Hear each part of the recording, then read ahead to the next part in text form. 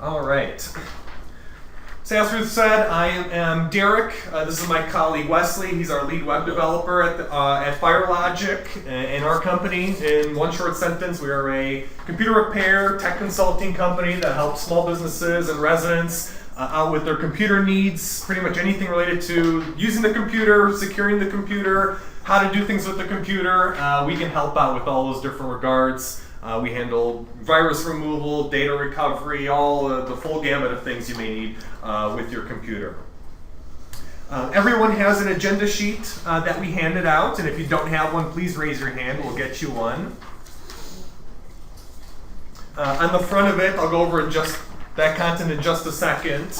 But on the back, I want to just highlight some of the things that we have upcoming in the near future. Actually, next Saturday, we're going to be at the Park Ridge Library for Open Help Desk. And you don't need a library card for this from Park Ridge. You can just stop on in from 9 a.m. to noon on the third floor computer lab, and we answer any and all questions you may have about anything related to the computer. So if you have questions after this class about how to use your own computer, you can stop in and ask us. Are we allowed to bring our computer to you? You can bring your computer. Many people do bring their laptops, and we answer their questions right on their own machine for them.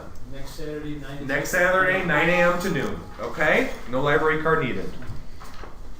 August 18th, which is a Saturday, we'll be doing our next class in the Google Apps series, which is Google Calendar for beginners. So if you came to the Gmail class, or even if you didn't, you want to learn how to organize your life and schedule things with other people in a very easy manner, you can come out and learn about Google Calendar. The month after, we'll be doing Google Docs, which is the third class in this series, and that's the Microsoft Office replacement that Google offers free of charge. And then we'll be repeating our Computer and Internet Safety for Beginners class in Park Ridge in late September. How many people here were at the first class? We have a few return customers. Wonderful. Thank you for coming on out. The purpose of today's class, the reason that we put one together for intermediate users, while we went over some of the basics and we introduced some beginning concepts at the last class, today we're going to go a step further, show a few other neat things, show you a few other scenarios of what the bad guys are doing out there, and also how you can protect yourselves, because I think that's what's most relevant for everyone here. That's, I think, why everyone comes out in great numbers. Security and using the internet safely and your computer safely is a topic that we feel, judging from everything that people ask us when we go on site to help them with their computer needs, it's an area that a lot of people don't have a lot of expertise with, and there's a lot of gray areas, there's a lot of wives' tales that go around in terms of how to stay safe out there. So we want to squash all the fake myths and give you all the proper information so you can use your computer in the safest manner possible. Okay. So just a quick overview on our agenda.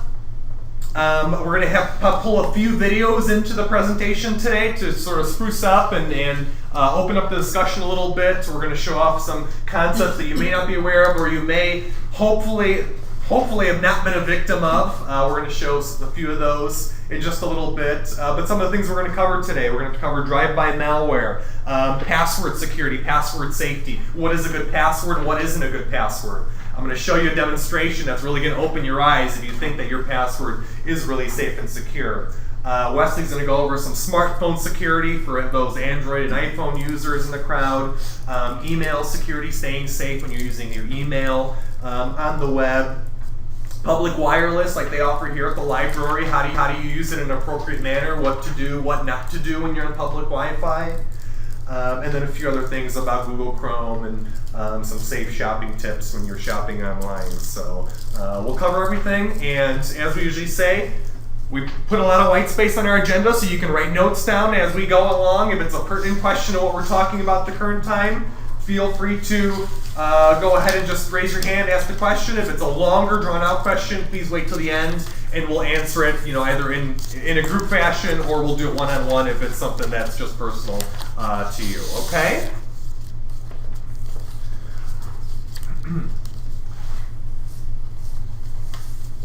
So we always start off with a little bit of a joke right on the front of our presentations, and this is a little cartoon. Says friend wants to make sure his data is protected from prying eyes, and he's got his computer in the safe there. So hopefully after today you don't have to think about using your computer in this sort of fashion in order to be safe and secure. There are a lot of things you can do in order to use the internet safely without having to be stuck in a safe in a literal fashion like this. Okay, we're going to show off, to get the discussion going, a short little video, and this is a video that was made by a security company. You may have heard of their product. They make the Norton line of antivirus products on the market. Not a product that we recommend, but the video was made by that company, and they're going to show a short demonstration of a very popular what we call social engineering scam in order to not only get you to pay for something that you don't need, but also to get access to your computer and do God knows what to your personal files. So, without further ado, I'm just going to play the video and give everyone an example of what kind of things these criminals are doing these days.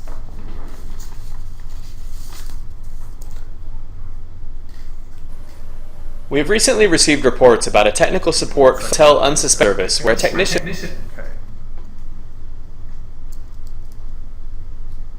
We have recently received reports about a technical support phone service where a technician calls and offers to fix problems on your home computer. However, the entire operation is a scam. The reports that we've received suggest that they will tell unsuspecting users a variety of issues exist. In order to get a better understanding of how the scam goes down, we decided to call one of these organizations ourselves.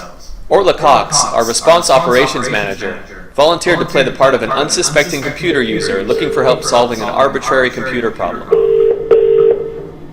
Calling offline, how may I help you? Hi, I'm hoping you can help me with some problems I'm having with my computer. It's very slow at the moment. It's very slow. And what does it also freeze up at times? Yes, it freezes and I crashes sometimes. Does it also show any kind of error messages to you, like send or don't send? Yes, I've seen that sometimes. The test computer we had set up in the Just to give everyone some background on what's going on here, they went ahead and they initiated the call to this fake company. But a lot of times, what we hear from people, and actually someone in the crowd here brought this up last time, the reason I'm playing this today, is because they actually will go ahead and call you. They will call you and they will say, hey, we have gotten this report about your computer broadcasting these error messages, or you have this kind of virus on your machine. We're from Microsoft, or we're from some certified company. You need to give us access to your computer. So then they'll ask you to sit down at your machine to give them access, and then I'll show you the rest of what they do on the video here. If you give somebody access to their computer, is there a way to tell what computer is accessing your computer? In other words, if you wanted to track them down later? Technically, you could.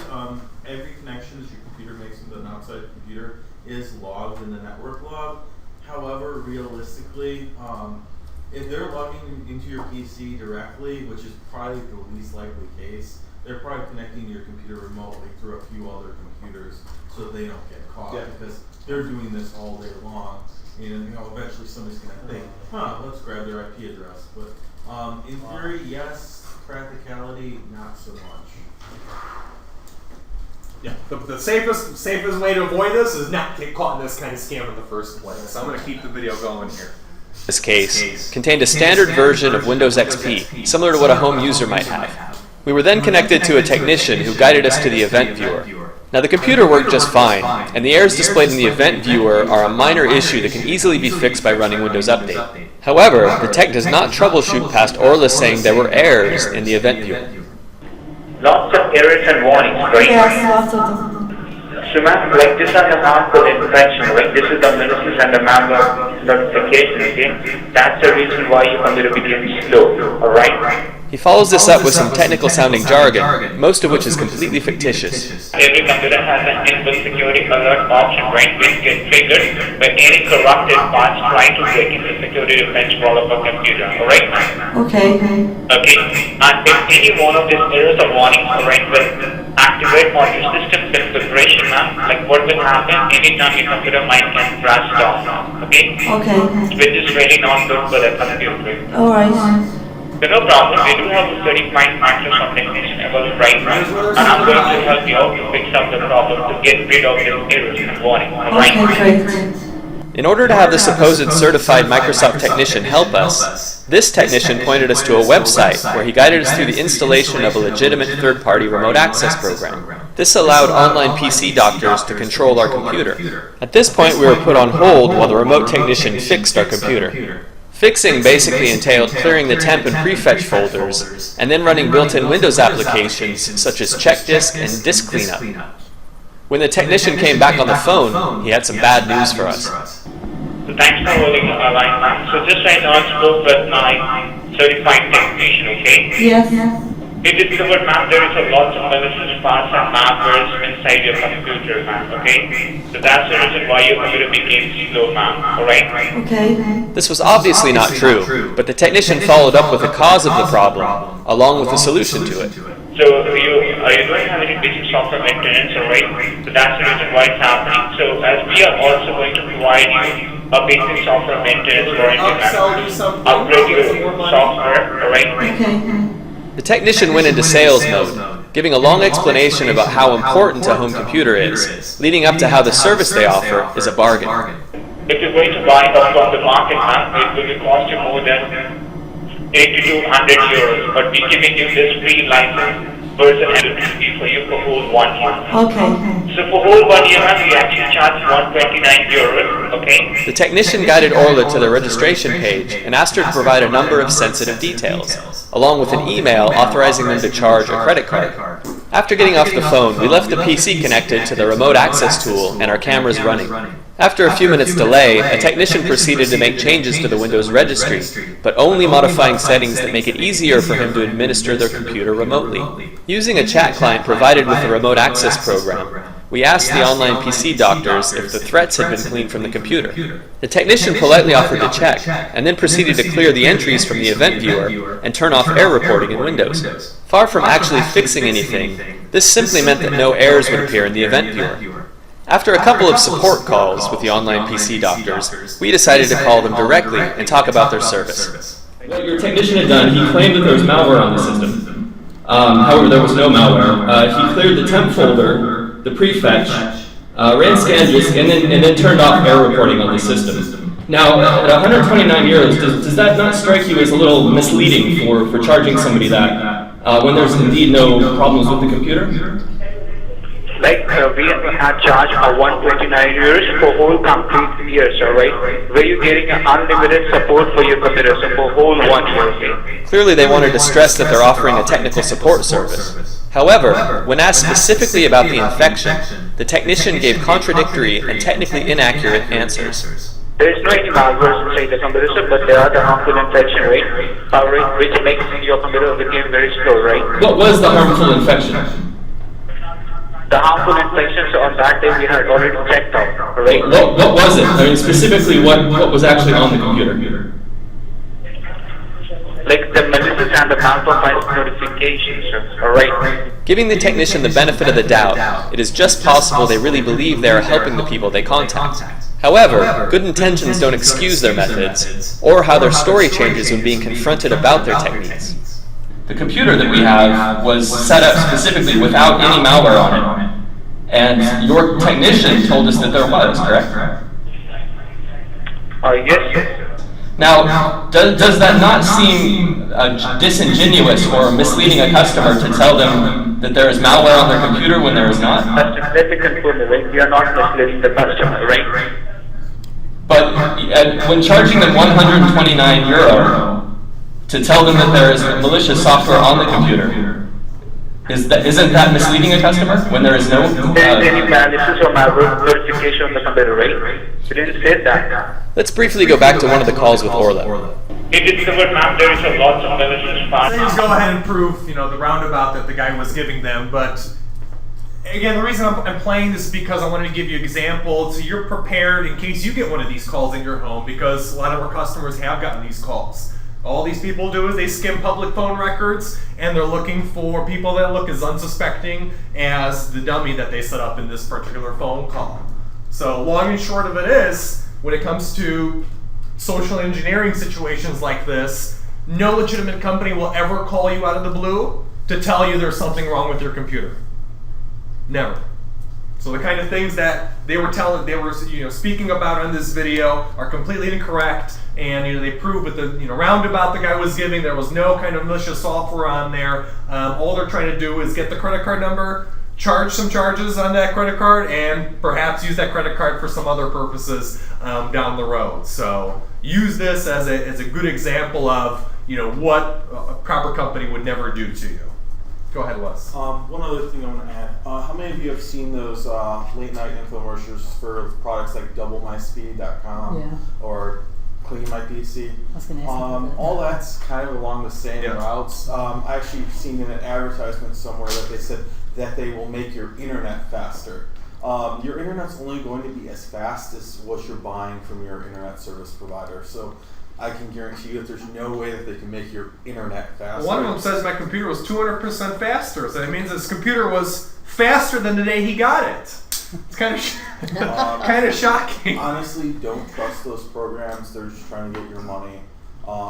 When you have your PC looked at, or you need to, for whatever reason, have your PC cleaned, have a legitimate technician clean that system. Don't rely on software from a late night commercial or even midday, because a lot of times it'll cause more damage to your system than it solves. They're preying on people, unsuspecting users. And again, this is going to be a theme that's going to be throughout the entire day today. If it sounds too good to be true, you probably know it is too good to be true.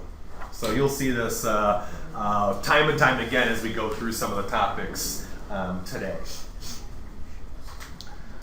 What about the online ones you see they advertise getting? Is it the same thing? Which one? Like online, they'll have an online place that'll tell you it'll get rid of, spyware or something. Those are pretty much the same, or are they? Along the lines of the Well, yeah, but commercials? it's online to pop on your computer. The same kind of junk. Many times significantly worse. Yeah. Yeah, be careful with the online ones because they jump the gun and they will do things behind your back that you don't want them to do. So don't click on any kind of advertisements on the web. These are actually and we're going to actually show another video demo a little bit later on about drive-by download, these fake antivirus programs. A lot of these advertisements that are on the web for these products that promise to clean everything, make your computer 200% faster, they're usually getting on the system to show you a fake message of what you think what they want you to believe they're doing, but they're actually not doing anything in the background. And we got a great demo I'm going to give in just a little bit on how that works. Okay. So I guess this is where I want to open it up to you guys. I showed a little demonstration on social engineering, but my concern is, what is it, or what does everyone believe, or what kind of things do you follow when you're using your computer online? What kind of rules do you go by? What kind of common beliefs do you have about safety on the internet? Or what have people told you? Are any myths that people told you, or? Don't click on anything you don't recognize or you didn't ask for. Okay. Right. Yeah, that's a very good one. And it goes for emails as well. If it's something that is from someone you don't recognize, has an attachment that looks a little funky, don't open it. It's always better to be on the safe side than you click on something that you might regret. Is it opening the email or an attachment that's on the email, or both, that can infect your computer? It's usually an attachment, but there are some emails that are getting even more sophisticated these days that are including images within the email, pictures within the email, that are actually infected as well. And that send back signals back to the spammers that are sending those goofy messages to tell them, hey, this is a legitimate email address that we found, send more spam over to it. That's the ticket, send them more spam. So you gotta be careful with those spam email messages. Is there any way they can send you an email without you even opening it that can get... No. No. No. With Go ahead. With an infected email, will the infection stay in the email, or will it not? Like, for example, I'll come here to the library sometimes to check my email. Sure. And I'll sometimes read some of these emails. I don't think anything's happened to the computer here. Mm-hmm. But my question is, will that infection stay in the email? And then if I go home and use my internet connection and read it later, would that then infect my... The infection is usually tied to the email message, yeah. Okay, So it it's can, not a one-time... if it can get out on the system over here when you view it or open that attachment, it can definitely do the same thing at home on your So computer. it'll infect more than one computer depending on where you read it from. I mean, that's how these things are built. Email doesn't cost anyone anything to send, so that's why they attach these viruses, because it's a very easy way to spread infections to other people very easily, especially if it's a chain email that people are sending amongst one another. It's got a joke in it, but it's got a virus attached. Hey, they're having a field day because people are sending that to 10 or 20 of their friends every time they read it. So that's how these email infections work. And luckily, we have good software that's getting better detecting it. And I'm going to go over, or Wes is going to go over, why we recommend the Gmail email service for staying safe when it comes to these virus emails. But they still do exist, and they're still trying to send these out. And I'm going to show an infographic that shows some of these numbers of how much of this junk is going out today across the internet. Yes. Yeah, when you have that split screen where the emails are listed on top and the beginning shows on the bottom, Sure. does that constitute opening it when you see the beginning and the That bottom? does constitute opening. Yes, it does. So it does. Yeah. Okay. And what are you talking about? A program that you use on your computer? No, just regular. You open your email, but there's that has a split screen where the top lists all the emails. Okay. And the Well, I'm bottom. just curious. Who's your email provider though? AT&T. AT&T. Okay, and that's where you go on their website and you view it through their website, I go or do you? through SBCglobal.net. Okay. I mean, you have a split screen where there's a list on top and the bottom. Sure. So that's actually open. That You is see it on the opening it. bottom. Yeah. If you're seeing the contents of the email, you're opening that message. But not just the list. Not just the list. No, you're just viewing the list and deleting the message before you open it. You're going to be okay. And do the spam filters work pretty well if you say recognize as spam under the tools or whatever? That depends on the service. What service are you talking about? SBC Global. SBC Global. I don't think their spam filter is very good. All my customers always complain about why I get so much spam. My SBC email or AT&T email, their systems are just not that great. Okay. And you can mark the messages as spam, but I don't know how great their memorization or history is to block further messages that come along the same lines. So again, that's why we're going to show one slide about Gmail, which is a much more safe service than the AT&T email system. How's AOL? AOL is just as bad.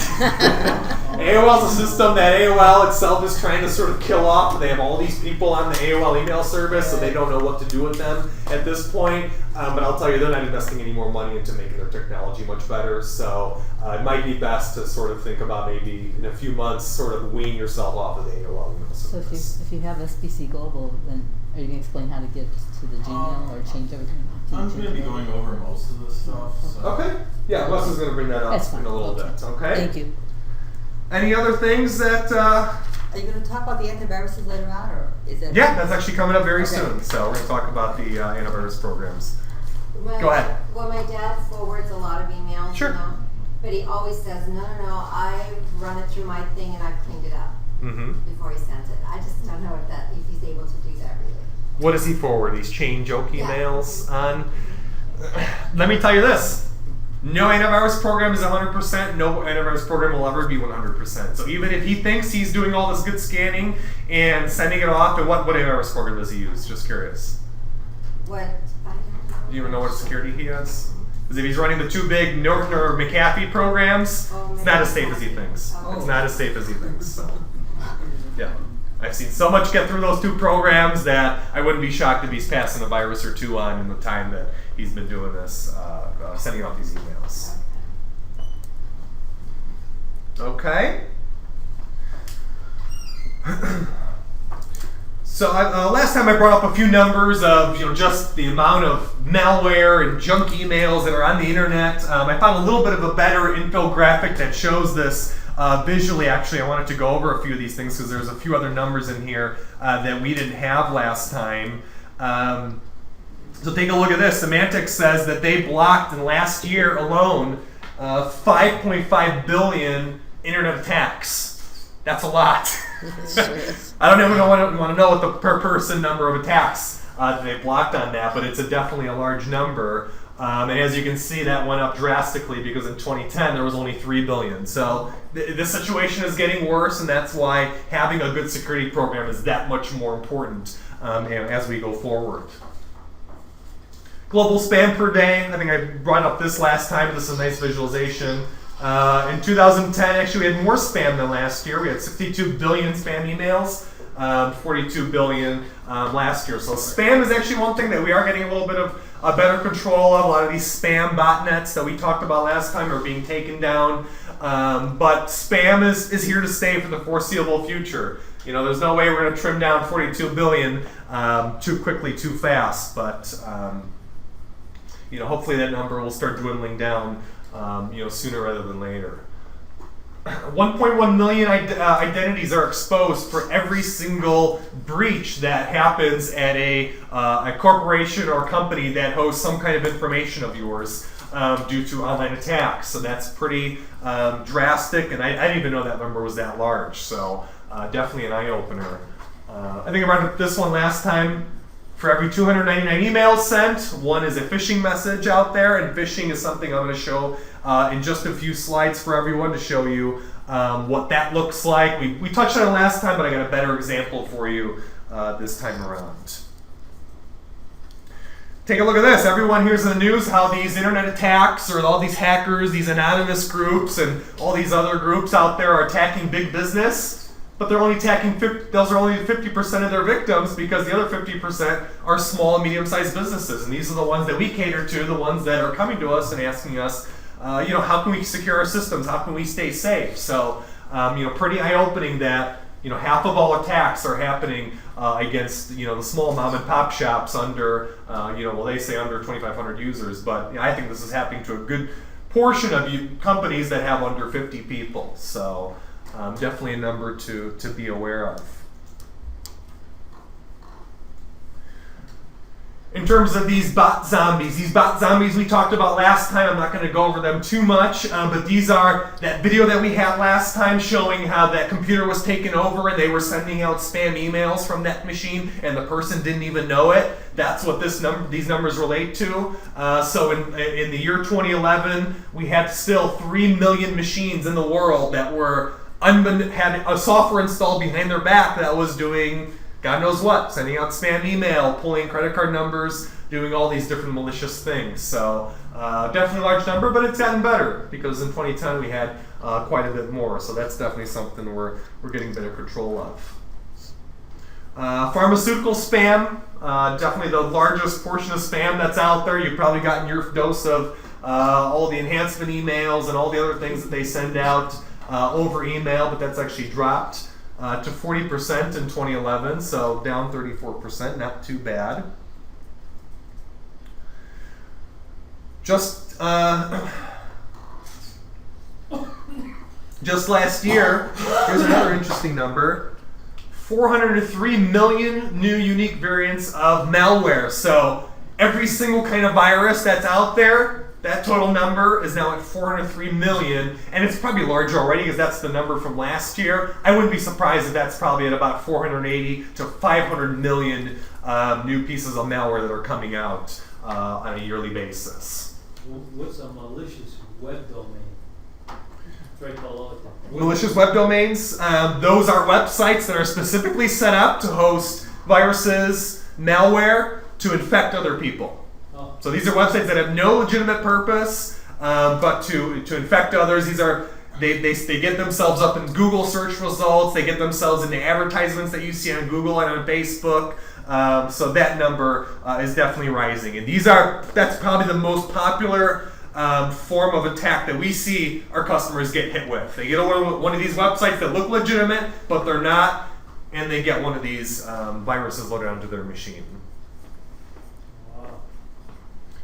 And we can see spam actually went down.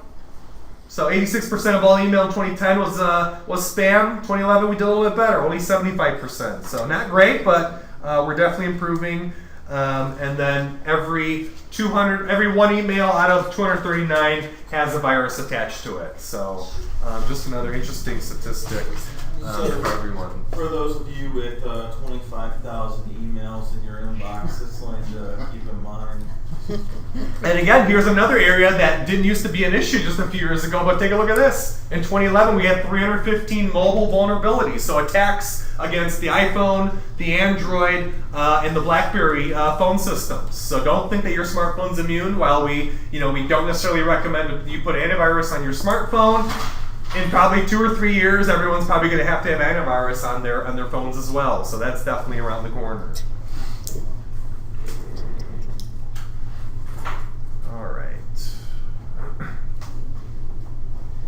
So all these websites attacks, that big, first part of the infographic that we have that showed the 50% of attacks hitting small businesses and the other 50% against big business. Where are these attacks happening? I wanted to put up this map. This is pulled from the Web Application Security Consortium, and this is where an effort where web developers can go ahead and submit instances or traces of where they've been attacked and where they are in the world. As you can see, no one's safe. This is happening around across the world, to companies and websites that are located everywhere from Russia, of course the United States, South America, Australia, even New Zealand. Just to reiterate, if you're on the internet, you are vulnerable to get hit with some of these things. And again, these are attacks that are hitting businesses that have public-facing websites. But again, if they're getting hit in this kind of manner across the globe, you can imagine that us here in America, on our personal PCs, we're definitely at risk as well. So just to visualize some of this and put it on a more global scale for everyone. Out of all those attacks that are happening to everyone across the world, what are the major impacts? What are the major things that are happening as a result of all these attacks? And take a look at the 3 that make up the top 5. These are all items that actually could pertain to some of us if we have information at some of these places. So look at that. The largest percentage of items that we're having an issue with is leakage of information. So some attacker gets onto their system, say breaks into Amazon, steals information, that's considered a data leak. And that is the largest problem that we're having with these attacks that are going on.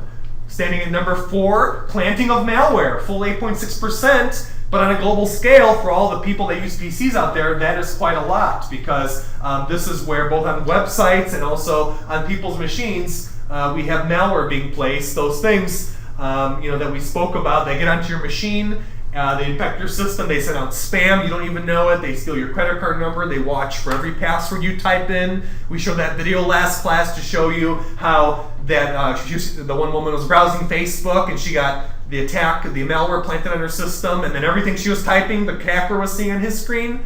That's what we're talking about when we see the instance of malware. And also monetary loss. There's a lot of money being lost due to fraudulent credit card transactions, bank accounts being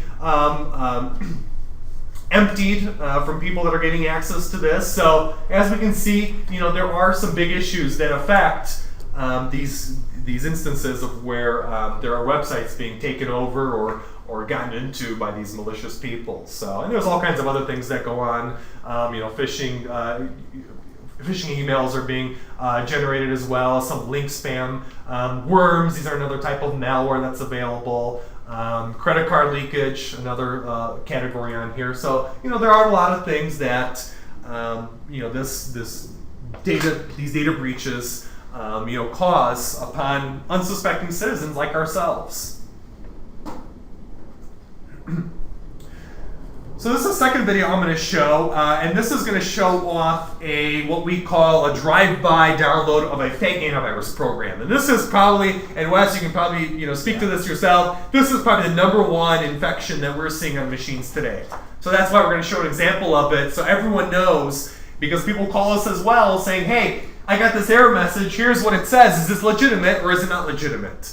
So I want to show everyone what happens, so if you encounter something like this, you know exactly what's going on in your system. So let's go ahead and bring up the video here so you can see how this looks for yourself. Rarely make critical Misleading applications rarely make critical changes to the system in order to trick users. But threats like Trojan.fakefrag are another matter. What we'd like to show here is how this threat combined. And while the name is, every one of these different attacks have a different name attached to it, keep in mind just the generality of what you see on the screen.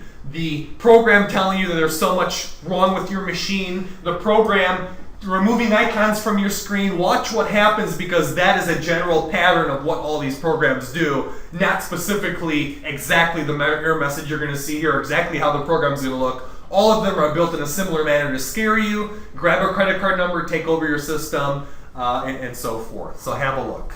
with a well-known misleading app family, delivers a 1-2 punch meant to convince users to buy the rogue software. So we've set up a computer with a number of shortcuts on the desktop. These could be any number of types of files a user may have saved here for easy access. Along with that, here's a fairly run-of-the-mill start menu containing links to standard Windows applications. Now this file is the actual Trojan. It could arrive on a computer any number of ways, but it's likely being used in a drive-by download scenario. For this demonstration, we'll execute it from the desktop. Now nothing appears to happen short of the original. And I want to clarify, when he says drive-by download, we say drive-by download, what does that mean? That's where you're on a website and a window quickly comes up on you looking like a error message from your computer, but it's actually, if you take a look at the border, it's actually an advertisement because it's bordered by your internet program window. So it's actually a fake error message that's looks like is a pop-up, but a lot of people unsuspectingly click on it. They'll click on, yes to scan my PC, yes to install whatever they're trying to, put on the system. They try to trick you. Again, this is where social engineering comes into play because they're trying to trick you. They're going to make you believe that it is a real error message, but it's not. So it's going to go ahead, you're going to click on it, and it's going to bring that little program to the desktop, or even worse, most of the time what it does is it just runs itself right away. As soon as you click on it, that's when the infection happens because it does all the dirty work then as soon as you do the initial click. I had one attack my computer where I hit the close button on it, and it started to go through its stuff. And I found out later, after somebody cleaned it up, the best thing to do is just do a hard shutdown on the computer. And then it won't get to... I'll clarify that, and I'll say, if it's so bad where you can't even control the machine and it's going so crazy, yes, turn the system off, stop it from doing any more infectious activity. Do one startup to see if it's still there. It might have canceled out, may not have continued forward, but if it still exists, I would shut the machine down and call a qualified technician like ourselves to clean it off, because the longer you leave the system on and running, the further that infection is going to do its dirty work, the more it's going to dig itself into the system, and the harder it's going to be for us to remove it in the end. Okay? Can you explain again what you mean by the fake error message? How do you know it's fake? You said that They're going to show an example of it. You'll see exactly how it looks. It's a lot easier to show than tell. File being deleted. A user will likely just go about their business, assuming they even knew the Trojan had been executed. A few minutes later, an error message appears and a couple of icons disappear from the desktop. The message says there is a problem with the hard disks and encourages the user to restart their computer. And it looks legitimate. Now notice that all the icons are now gone from the desktop. The start menu is also mysteriously empty as well, leading a user to think something is seriously wrong. However, if we open up Explorer, go to the folder options, and opt to show hidden files and folders, we'll see that some of the icons have just been hidden. In terms of other icons, and went through a special menu to turn on the ability to see what's hidden on the computer. This is not something I would personally go through. He's just doing this for technical demonstration purposes. Okay. So he's just showing us exactly what this piece of bad software did. The Trojan is simple. What was that? He right-clicked on the start button, is that it? I think did he right-click on the start button? Yeah, he just went to properties. Okay, so he went to the properties for the Windows Explorer software. Oh, okay. Simply move them to the current user's temp folder. If we go inside this folder, we'll see 3 more folders. The first one contains all the user's start menu links. The second contains the items that have been pinned to the taskbar, though these won't be deleted until the computer is restarted. And the final folder contains the last 2 missing desktop icons. More time passes, and the threat throws up new error messages. This time, it's encouraging the user to run a diagnostic tool to determine what is supposedly wrong with the hard disk. And look at this. The threat is conveniently executing a variant of the Ultra Defragger fraud family to help out. And it's even graciously put links to it in the start menu. So here, this is common amongst all these programs about the last 2 years from what we've been seeing. I'm going to point out all the major aspects of this goofy software.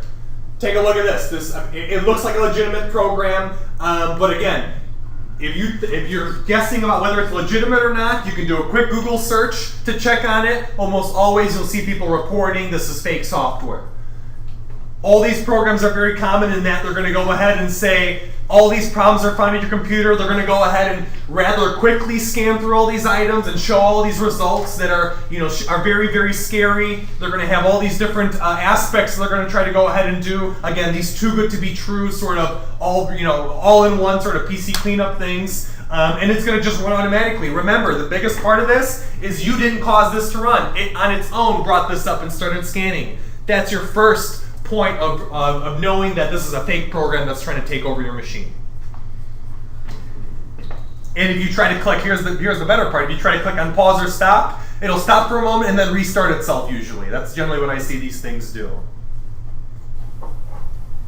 So after running a series of fake diagnostic scans, the RISC determines that there are critical errors on the computer and suggests you buy its advanced mode to help fix them. This version can be... They're always going to say, hey, we can't fix everything. You got to purchase the better version to fix it. That's where they grab the credit card number. Never put in your credit card number if you get something like this come on the screen. It's never going to make the situation better. It's only going to make it purchase from their website for the discount price of $79.50. If the user continues to ignore the fake warnings, more severe messages appear, such as this one, which sets off a whole series of messages and eventually reboots the computer. That's the point where I say you've lost control of the machine, shut down the system, turn it back on to see if it's still there. If it's still there, just turn it off and leave it off. Because that sometimes is the point of no return in some of these programs. After reboot, the desktop background is switched off, and any items pinned to the Start menu are deleted. More new fake error messages will appear, and the misleading application can no longer be closed. The general persistence of this threat really does leave the computer in an unusable state if it is not restored by paying for the misleading application or by cleaning it with antivirus software. If you click on the X up in the corner, will that stop it, or it doesn't work? No. It won't stop it? No. That'll probably just bring up those extra boxes of error messages that makes it worse and worse. Again, it's like an endless pit. The further you dig yourself in, the more entrenched that program is going to be. So. Are there ever legitimate from Windows? I mean, that you do. No legitimate program will ever scare you like that. Yeah. Okay. No legitimate program will ever do that. Okay. I mean, Norton sometimes has, some of its screens can be a little scary sometimes, but nothing will get that crazy. Nothing will pop up multiple error messages at a single time. Again, legitimate programs are very concise. They keep all of their error messages within the window where they bring up one pop-up. They don't bring up 20 pop-ups on your screen. They don't tell you that your hard drive's failing while your registry's corrupted, while there's 20 viruses on your machine. They don't do those kind of things. Okay. I've seen They're just trying to scare you. They're trying to, the people that are unsuspecting, they're trying to get them spooked. So they put the credit card in so they can charge the amount they're saying, but then charge another $5,000 on your card, behind your back. So this particular piece of malware, my actual roommate got it. Took me about 3 hours of rather intense ingrain removal to get rid of it. It really is an intense piece of software because it puts so many different hooks into your system. It tries really, really hard to keep you from removing it.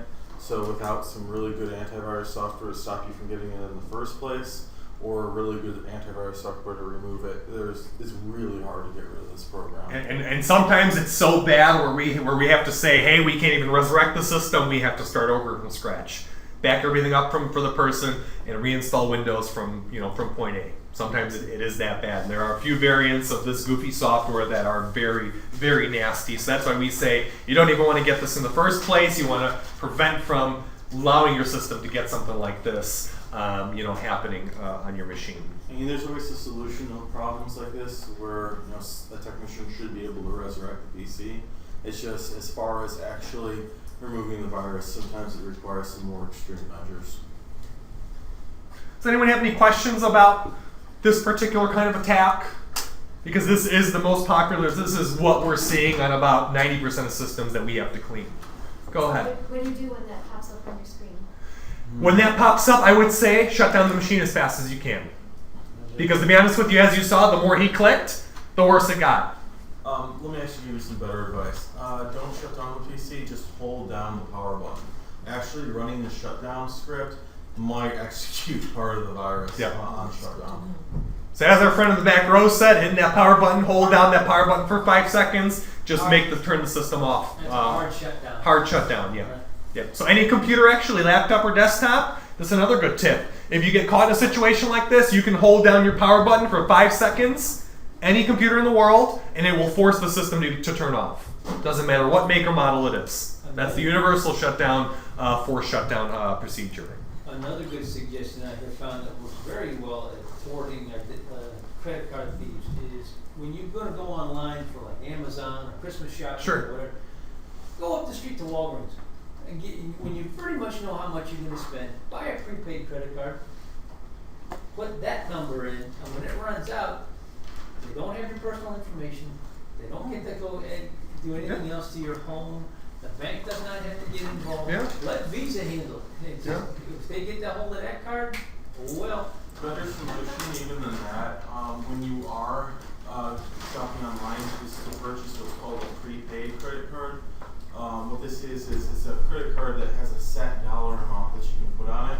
That way you'll never hit your cap limit, but you still have the ability, it's your card, you're not going to get charged an additional reload fee, and you're sort of limited to whatever the cap amount that you put on that card is. So if you know that you're going to make a certain purchase, you can put that amount on the card and then build it that way. Do that online? Yeah. You'll have a regular credit card. As opposed to the gift cards, which sometimes a lot of sites won't accept them. I know PayPal has some issues with the gift cards. I don't know if I was suggesting that. Well, do sites like PayPal have problems with the prepaid credit card? With the prepaid credit cards, they're fine as long as they're from a bank. If they're the ones that you pick up at Walgreens or Walmart, those ones don't always work with PayPal.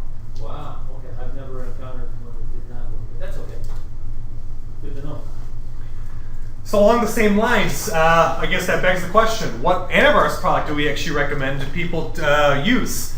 This is just one of the numerous tests that are out there from this company called Virus Bulletin. These guys, if you know what Consumer Reports does on cars and every other product, these guys put all the antivirus software on the market through the same kind of rigorous testing on a monthly basis. Time and time again, the product we recommend, ESET's NOD32 product, comes out on top. And in this particular test, this is actually a recording of all the tests they've done for this particular category since 1998. ESET has never failed it a single time. This is what they call the in the wild test. So they take all the antivirus programs for every single month and they hit it with the most popular piece of malware that's out on the internet for that month, and they see which ones find it, which ones don't. NOD32 has never lost that particular part of the test. So again, it's a very solid product, and just to show you the kind of dismay that I have for the free antivirus programs out there, take a look at where all the free ones are sitting in this list. Avira makes Antivirus. It's probably the best one out of the free ones, as you can see. Avast, another free product towards the bottom, all the way at the bottom, AVG. So, when people ask us, are the free antivirus products good to use? Sure, if you're okay with having that kind of a success rate in the testing, for testing purposes. So, while you can get away for a little bit with a free antivirus program, I will never recommend that as a good solution for the long term, especially after about 2011, when these attacks like we saw in that video are getting worse and worse, nastier and nastier, the free programs just don't know how to handle these things very well. Go ahead. How would you, let's say you've got whatever antivirus program on, and one of these behind the scenes malware things starts working. Sure. How would you detect it if it doesn't show up on the screen? Is there any way to? Well, sometimes they do hide themselves, but most of the time they want to be visible because, again, they can't do the scare factor if they're not making themselves present. So that's the catch-22. They're going to make themselves visible because they want to show you that credit card screen because they do want to steal your information. It's in their benefit to make themselves known. It's in their benefit to make the computer unusable, as you saw, removing all your shortcuts, making a black desktop, making it look like all death has hit your PC, so they can do what they want, so they can manipulate your emotions to get you to do whatever it is that they're asking. I was thinking along the lines of somebody behind one of these. I've heard of these malwares or whatever you call, where they don't take and show themselves, and they just run in the background and collect information. Oh, sure. And that's a total different kind of malware that we covered that in the last class. But those are things like worms and Trojans, the ones that don't make themselves visible, but they're doing collections and other nasty things behind the scenes. Yeah, those do exist. I know. How do you detect them? You need a good antivirus program. Yeah, if you don't have an antivirus program, a good one like NOD32, then you're going to be in trouble. Because it's going to be running, unsuspectingly on your system, and whatever it's supposed to do, unload some kind of a set of spam emails over a period of time, send out phishing attacks, steal your credit card, social security numbers. I mean, this is all happening on a daily basis. But that's why we say you have to have a good antivirus product, because you want to stop that in the first place. You don't want to have a reactive approach. You want to have a proactive approach to this. Okay. If you already had a problem and then you get antivirus software, it won't detect it, will it? Or will it? If you put the software, that's sometimes where you need to call in a qualified technician, because a lot of times these infections, they get worse and worse as every day that goes on. But sometimes you can clean it off on your own after putting that in the antivirus program. But again, these programs that get on your system, they're getting so good that they're good at evading the program as soon as you put it on. So they're going to hide themselves here, there, so the antivirus program can't find it. So that's why you don't even want to let these things on in the first place. A lot of pieces of malware are designed to directly target your antivirus program and actually disable it. Yep. Yes. I've seen it time and time again. Who gets hit? McAfee and Norton. Yes. Yeah. Always. I see them disabled, corrupted, just totally broken as soon as I get to the system, and the person asks, hey, I had McAfee, I had Norton on my system, why didn't it do anything? Well, it's because that virus was so darn smart, it attacked it and totally broke your installation of the Norton software. More irritating than that is now you'll get a new Norton or other sign come up that says, you need to buy more Norton. Well, here's the thing. With NOD32, they came up with a really creative way of stopping this from happening. The entire antivirus engine runs in memory. So if anything tries to access the files for NOD or for this antivirus that we're recommending, those files are already in use and can't be copied over. That's kind of what ESET has come up with as far as a defense against viruses. The only way that ESET could really even be attacked is if at any point it was disabled by the user. And realistically, that's not going to be an issue for most pieces of malware. And again, one final thing I'm going to say about antivirus programs, while we recommend NOD32 because it's about as close as you can get to being fully secured down like a Fort Knox on your machine, no program is ever 100%. There is no product that will ever be 100%. It's because we have so many new viruses coming out every single day. Not everyone can always, it's a catch-up game. It's cat and mouse. The virus writers are always one step ahead because they're always coming up with new techniques to put on our PCs. Luckily, NOD32 has very good preventative measures to help stop some of these things it doesn't know about. But again, something can still get through the cracks. I'm not going to ever say that any program is 100%, but if you want to be as close as you can be to 100%, this is the program that's going to get you there. Go ahead. How much is that one?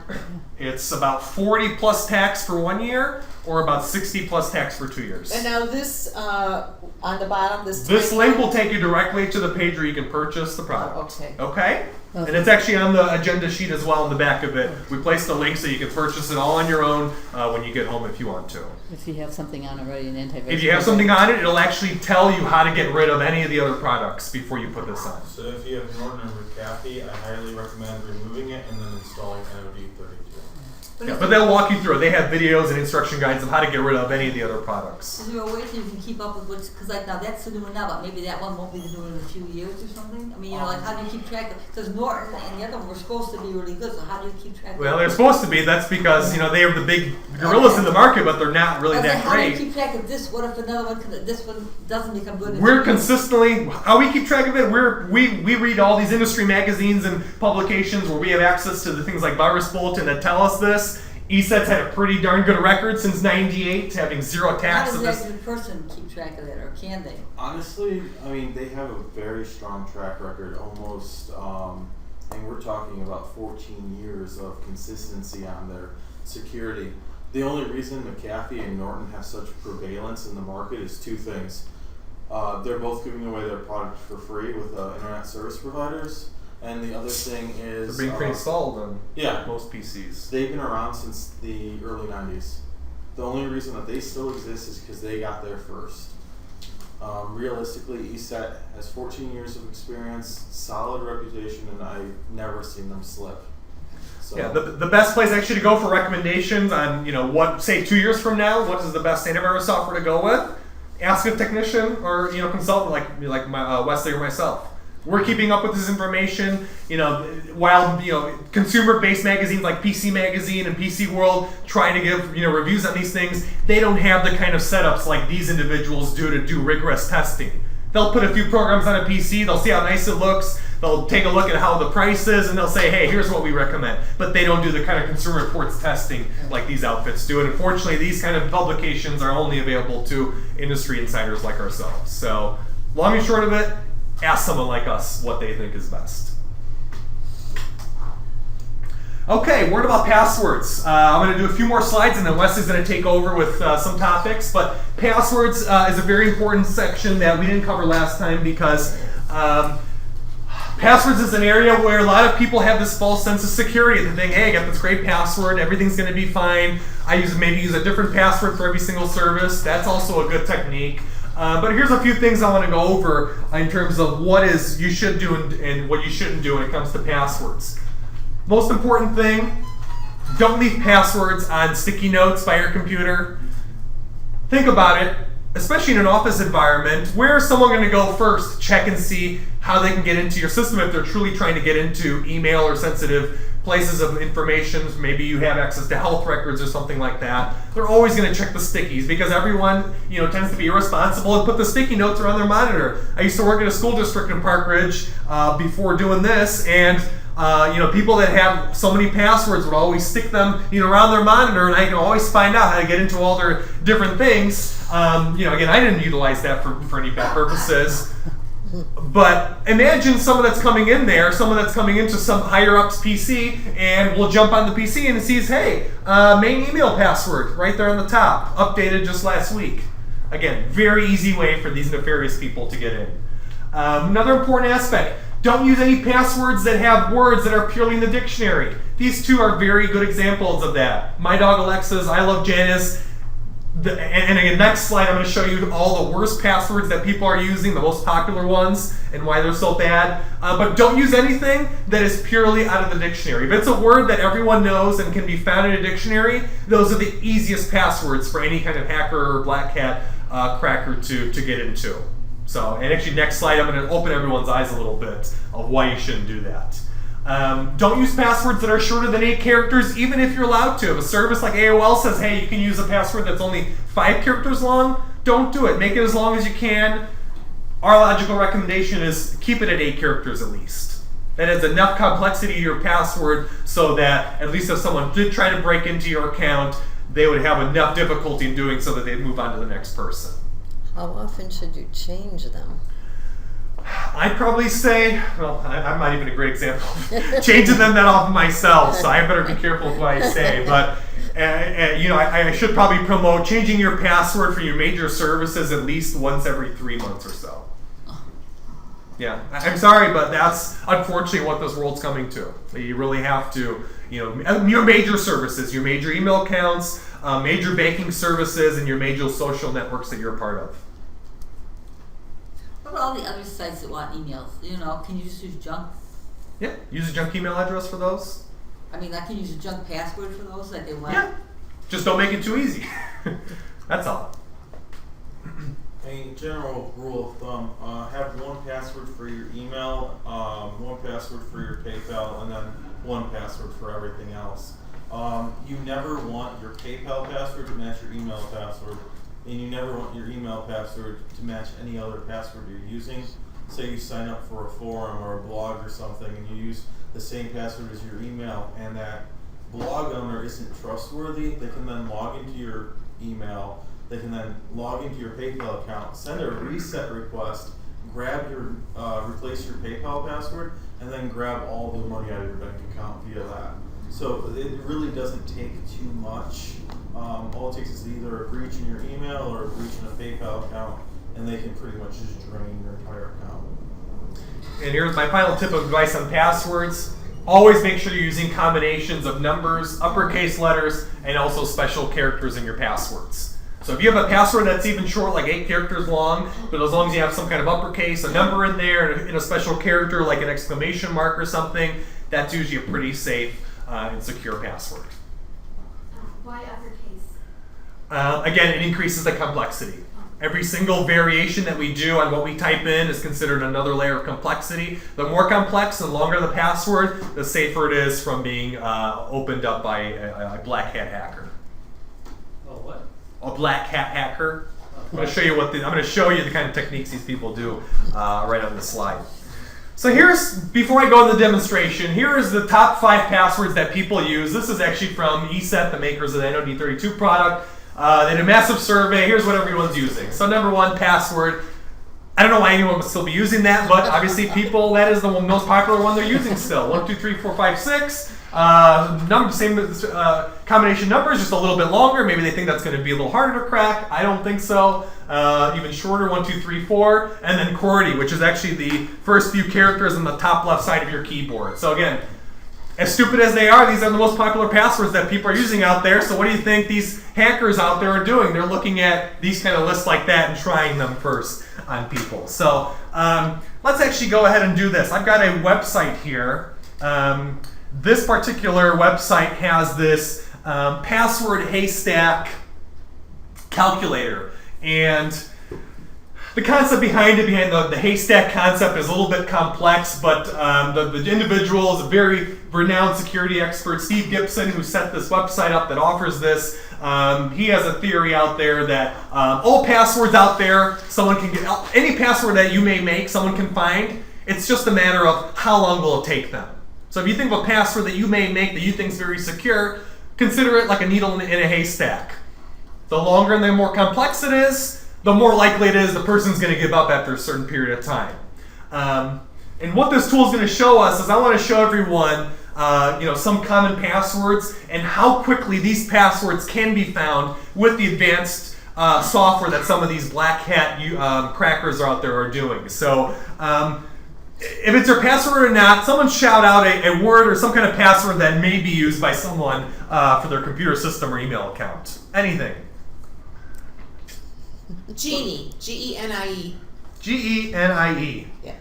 So if I type in the password Genie, this calculator tells me that, assuming that an attacker has a very low computer resources to go ahead and do an attack, this is assuming 1,000 guesses he can do per second, it's only going to take him 3 hours to figure out what that password is. Even worse, if he's got a nice little supercomputer, not supercomputer, but he's got a few different computer systems in his home or in his basement doing these things, look at that. Less than a second it's going to take him to find out that password. Let's try a different one. Where do you get these computers? They're normal computers, you just need special software to do these kind of things. Where do you get that software? We're not going to advertise it. How about password? How about the most popular password people use? Password. Little more complex. It's they stay in 6.91 years, but with a few computers in his basement, 2.17 seconds, and he's in your account. What does that do? Does it, like if you're at a site and you want to enter the password, does the software keep trying all those millions of passwords in that account? Yeah. The system is specifically set up to, for example, on your eBay or PayPal account, just meant to hit it with a barrage of password tries. They're going to try everything, all kinds of combinations, and that's why they employ these super powerful computers, because powerful computers can do a lot more per second than someone just typing it and trying it manually. But on certain sites, like an investment site, if you enter it wrong 3 or 4 times, they knock you out of this. That's what they've employed to help counter that. So I'm saying not every website is susceptible to this, but there are a lot of services out there that don't have that kind of security. And you can try, till day's end to try and get in the system. Here's a scary one I really want to point out to you guys. If you look down here where it says massive cracking array scenario, this can be really scary because what people will do is they'll get a long list of emails, and what they can do is run it through these botnets that they've set up where they can crack millions and millions of passwords repetitively with thousands of computers and just making a list of all the passwords that line up with the emails. So what Derek just had up there was he had a rather complex little password, and it actually showed weeks. So if your password is long enough where it takes them weeks to process the password, even on a botnet, realistically, it's not worth their time because they could be. They're going to give up. Yeah. It's like the person, the thief that's running across the neighborhood, and he's looking for the homes that don't have "I have a security system" sign out front of their home. Why bother with someone that could be secured when you can move on to the next one? That's the same way these people work. If it's too difficult, move on because there's probably someone easier down the road. I mean, realistically, most of these programs have a 60-second dropout rate. If your password takes them more than 60 seconds to figure out, they'll usually just stop attacking you because it's not worth their time. I've heard that Monkey is a popular one that people use. That only takes them under a second to figure out. God's a popular one I've heard of. That's only even 18 seconds on the lowest possible attack. But as you can see, all these very simple things are very simple for these guys to get into, just to show you the power of the kind of systems that they have and how little amount of time it takes to find that password out. So we can go to this website whenever we want? You can go to this website. It's called the Haystack Calculator, Haystack Password Calculator. It'll be in the video. I didn't put a link to it on our page because I didn't think people would want to go to it, but it'll be in our video and you can just Google it as well to get to this.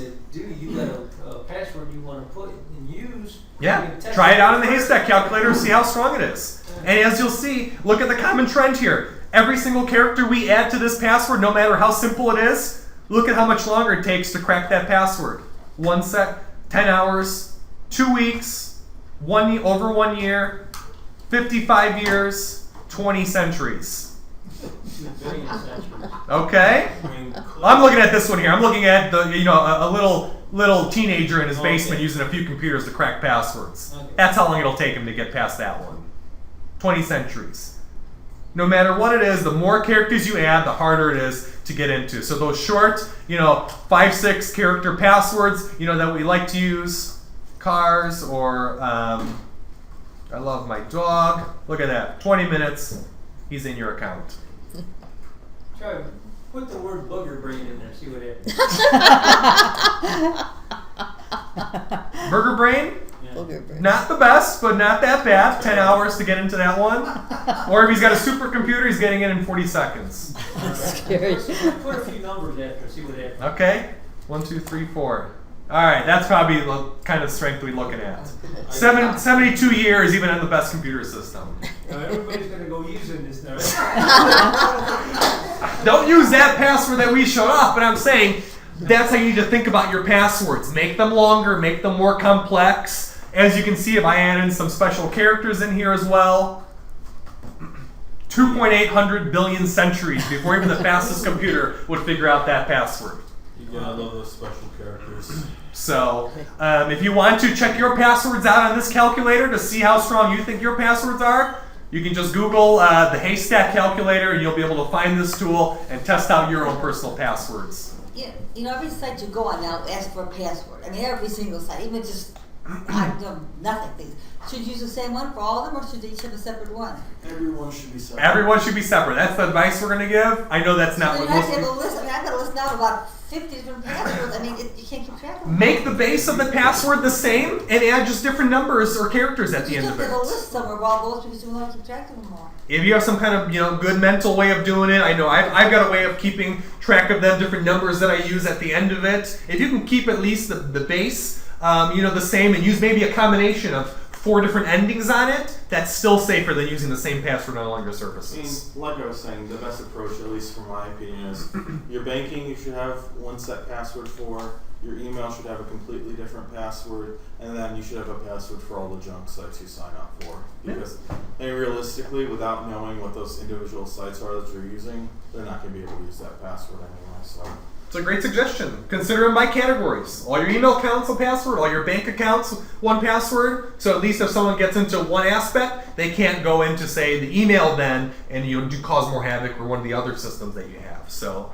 do it by categories. That's a good way to remember it. Yes. So I know a lot of people who keep their list of emails or passwords on their computer in a file. Yeah, I've seen that. So, please that's don't not a do good it. idea, right? No. I No, was it's expecting not. that. Because all it takes is, I mean, in theory, if you have one bad technician show up, they could just email that entire list to themselves, and then it could end badly. Or if a hacker finds that list on your PC after remotely accessing it, all your information is then being compromised. Yep. But if you type that list on your computer, then you save it and you print it, and you delete it. Is it harder to get to it then, or not really? No, then you still have a list of passwords sitting on your desk, so if somebody were, God forbid, to break into your house or do any sort of work for you, they could literally just sit there and like read off that list. Literally your best approach, come up with 3 passwords that you know you're not going to forget, and divide it into those 3 different categories. And that's what I've been doing for the last Yeah, the less paper copies you can keep of any kind of passwords, the best. If you have to keep your paper copy, keep just one and put it maybe in like if you have a safe in your home or some place that you consider so secure where you keep some extra cash or wherever that place may be.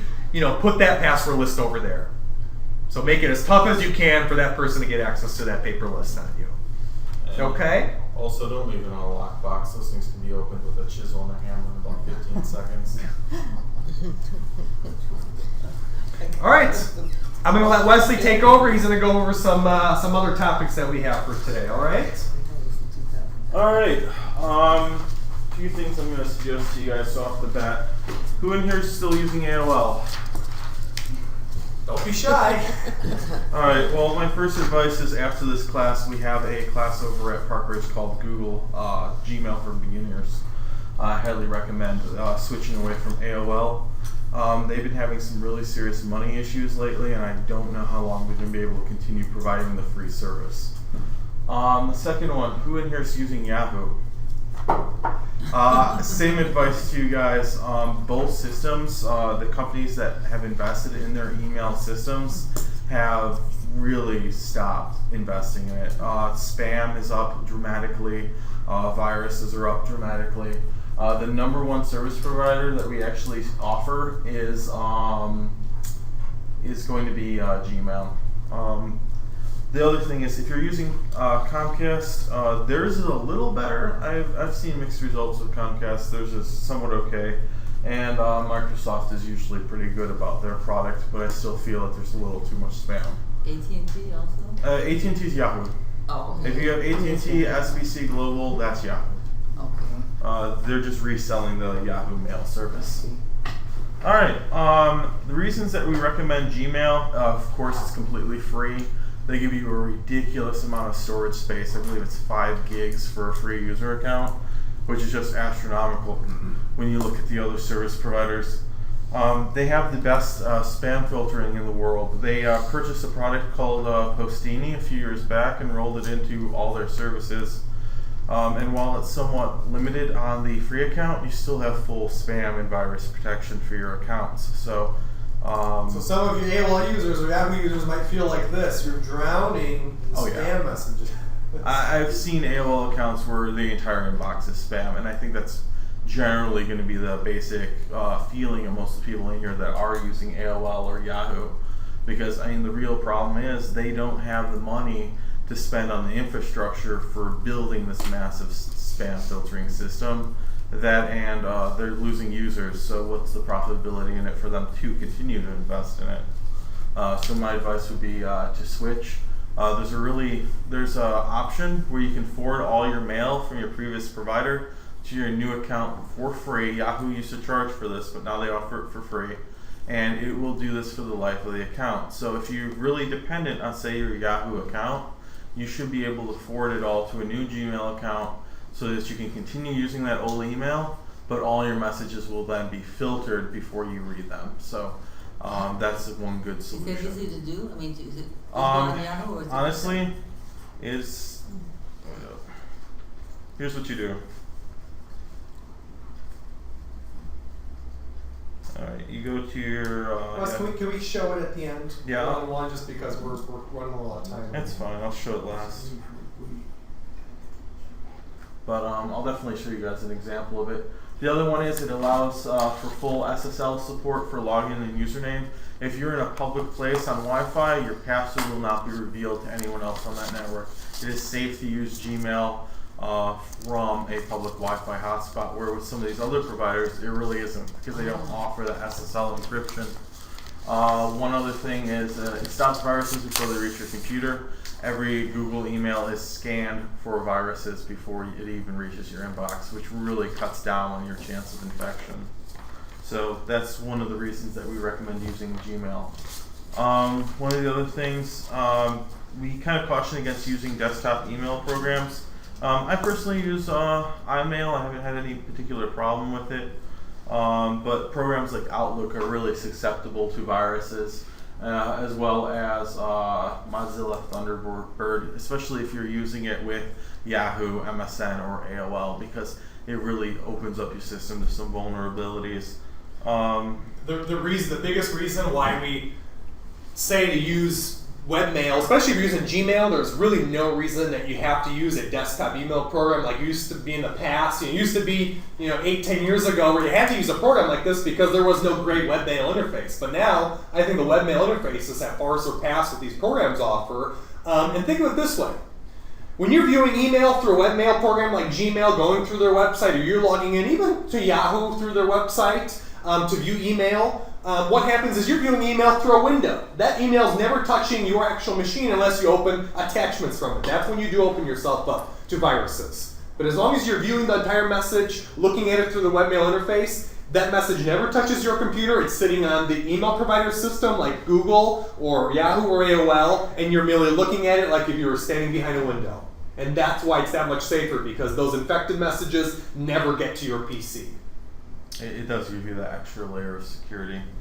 Other reasons, it's supposedly lower on cost and maintenance because you don't have to reconfigure it.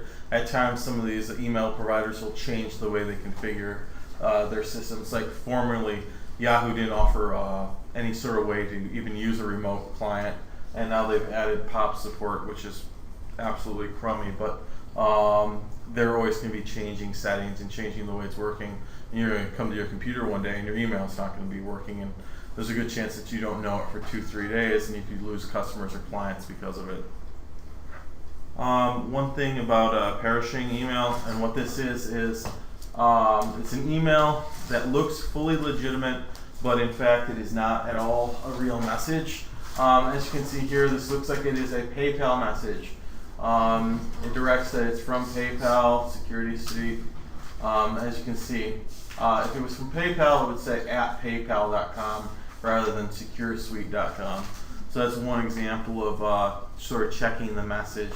They'll try to make it look like a legitimate address, sometimes by switching around the URL. If it's a legitimate message, two things. If it's coming from PayPal, it's going to be from paypal.com. And it'll probably have something like billing at paypal.com or customer service at paypal.com. It'll never be PayPal at another website. The other thing is, right here it's asking how to activate your PayPal account. And then you notice in the box, customer is misspelled. That's usually a dead giveaway. Usually with these international perishing schemes, their English isn't always top-notch, and they'll mess up their spelling, or the grammar or punctuation won't make much sense. The other thing is the actual content. They're asking you to log into your account. What will happen is this link right here, which by the way the image is broken too, that's another dead giveaway. Once you go to this link, it'll ask you to log into your PayPal account for whatever reason. The second you do, they've gotten your PayPal information and can now log into your PayPal account.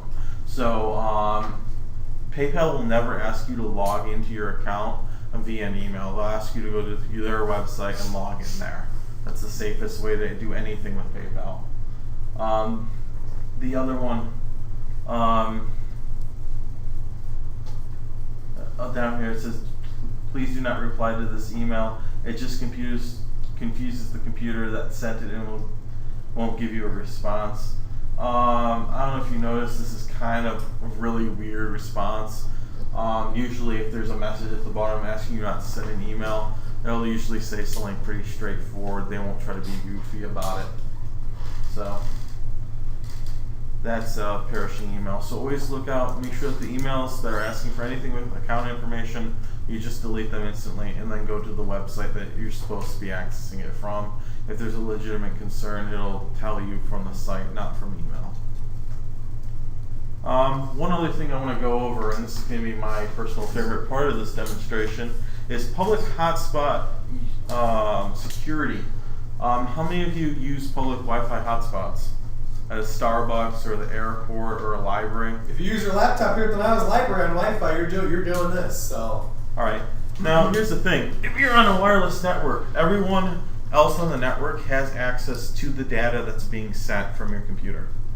Now that isn't necessarily a bad thing, but it does allow you to understand that your information could potentially be at threat because other people can see it over the air. They can capture the information going from your computer to the Wi-Fi hotspot. And who here wants to see me do a live hack demonstration of how this can happen? Anybody want to see a little hacking here? Sure. Yeah. All right. One example, we have a free program that anyone can download called Wireshark. This is fully legal software. It's designed for network analysis, and it captures all the packets sent across the network. And it sort of just shows you how vulnerable you are on a Wi-Fi hotspot. If you look right here, what you see here, this is activity happening on the network. This is just between this PC and the outside other PCs on the network. This is going to be a little more pervasive on Wi-Fi. But what I'm going to put in here, what we're going to do is I'm just going to log into an FTP account really quickly. And this is at the same time we're recording the information from the network. So it's going to be recording all of our information. I'm going to go ahead and start it. Continue without saving. So right here, you see all this network activity, and this is all the information on all the computers in the library right now. Oh. This is everything that everybody else in the library is doing, and it's showing it to us in real time. So if somebody wanted to grab some information or something from another computer, they'd be able to do it using this program. And like I said, this program is fully legal. Anyone can have it. We downloaded it right before this class. So I'm going to set a little filter here that's going to only look for a particular type of information, and what you see here is FTP. Now this is a standard protocol for sending information over a network, and what I'm going to do is I'm going to go ahead and log into my FTP account. Now what you see instantly is it tried to create a handshake with my FTP server, which is being hosted in Texas right now. And what it did was it tried to log in as user anonymous, and then it says it cannot access the directory because I haven't put in a username or password. Now what I'm going to do is I'm going to actually log in as the username I created a little while ago, which I called him Wesley, which of course is me, and then I set a password for it. So I'm going to go ahead and log in. It's going to go ahead and initiate this handshake. Oops, wait up. I use the correct username.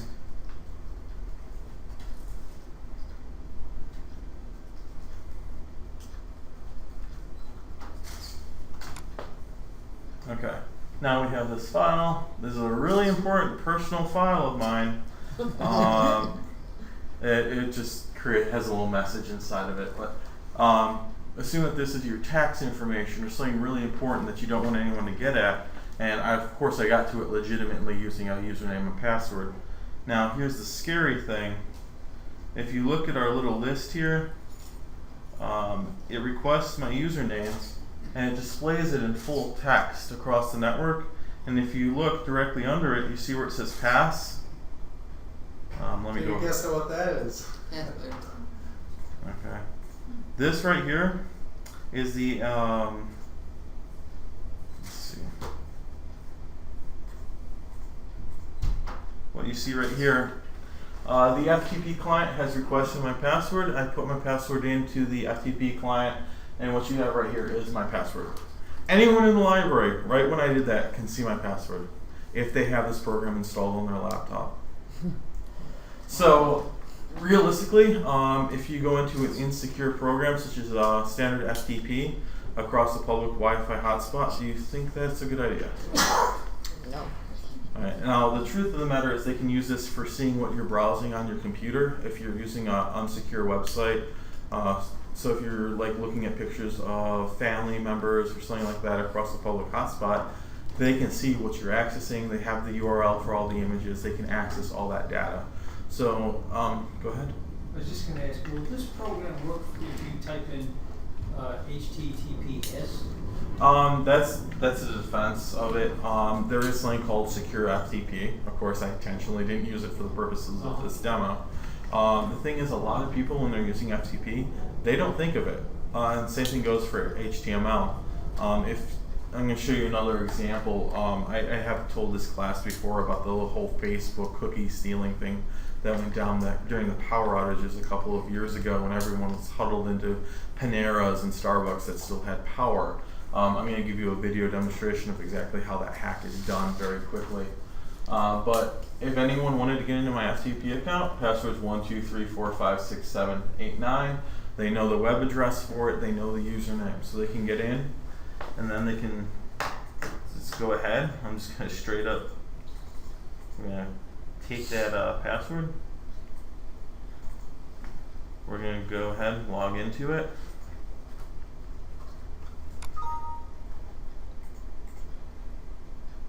We know what the password is.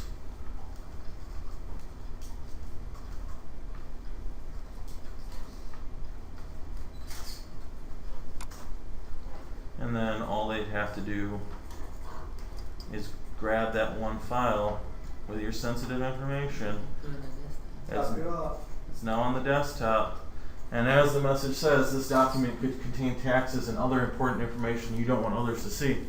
And the thing is, just because you decided to open this one file at Starbucks, they now have access to it all. So one thing to keep in mind, don't do banking at a Starbucks. Don't do anything that you wouldn't want other people to see. If you're reading email on Gmail, like I said, it has that SSL layer, so that would be totally safe. You can do that on a public hotspot, but with some other email clients, such as AOL, that might not necessarily be the safe option. So in the case of this, I highly, highly recommend switching to Gmail and not doing banking in a public hotspot. Now what about when you go out to a motel or something, they give you the same thing?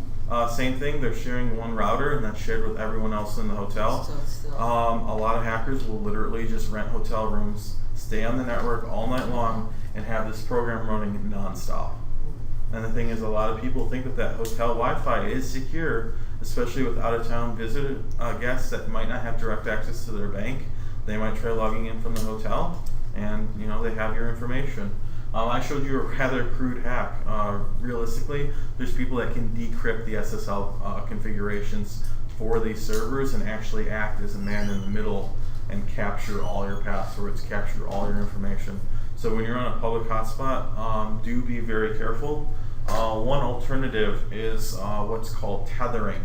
My phone has data tethering enabled to it, and what that means is while I'm on the go, if I need to do my banking or everything, it goes through my service provider for my phone. No one else sees it, and I'm the only one that has access to it. So that's one safe solution. So if you go through your bank on your iPhone or something, they're not going to be able to get it in the hotel as long as you're using the network. This is fully encrypted, end-to-end connection between Verizon Wireless and my phone. Actually, I use this on my laptop because I do have that tethering. I can use any device I want with the phone, and it'll still be secure. Any questions for anyone? I was just wondering about air cards. And it's safe to use Air cards? You plug them into the side of your computer. I think it's 3G or 4G network cards, sort of like Cricket or Clear. Those are secure options. They do have end-to-end encryption with their provider. So as long as you trust your ISP, it shouldn't be a problem. This little crude hack that you did here when you did FTP, would it work?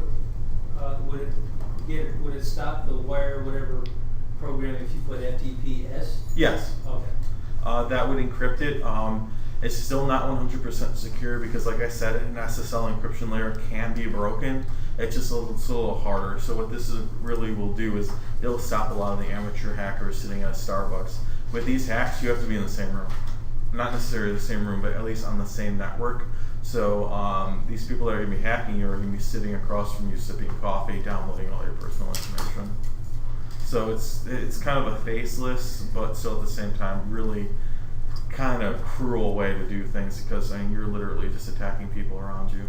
So can you put the S under any HTTP web address? No, the website that you're connecting to has to accept it. Google has added full SSL encryption to their search. So if you do HTTPS /google.com, that will allow you to search across the internet without anyone seeing what you're doing. So you go through Google. So Yeah. you do HTTPS and then Google. / Google, yeah. What's your backslash? Let me do it, alright? Here, just let me show you it really quick.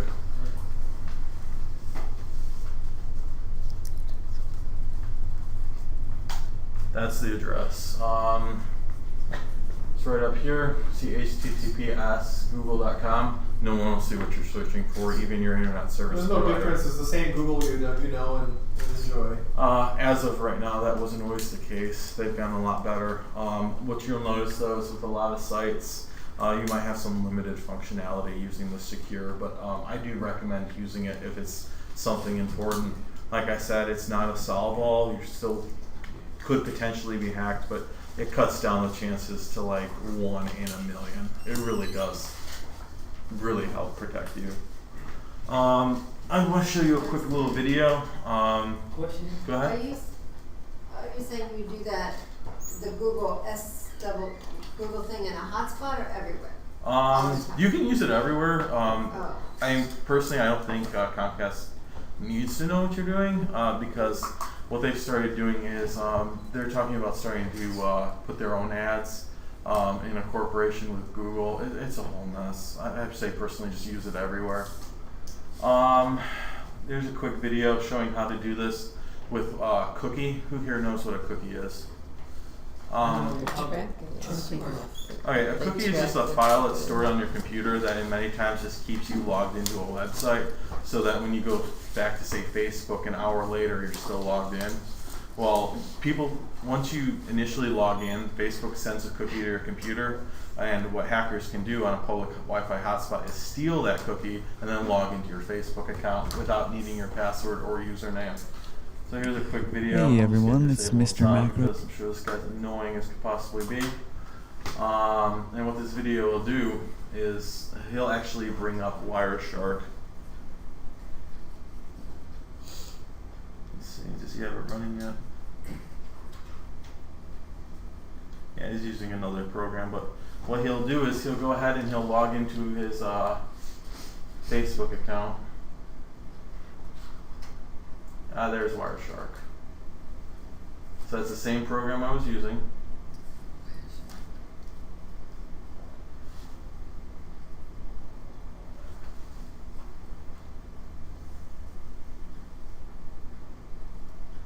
And he has a program that injects a cookie right into the site. So what he can do is it'll add it to his browser so that it looks like it was coming from his computer.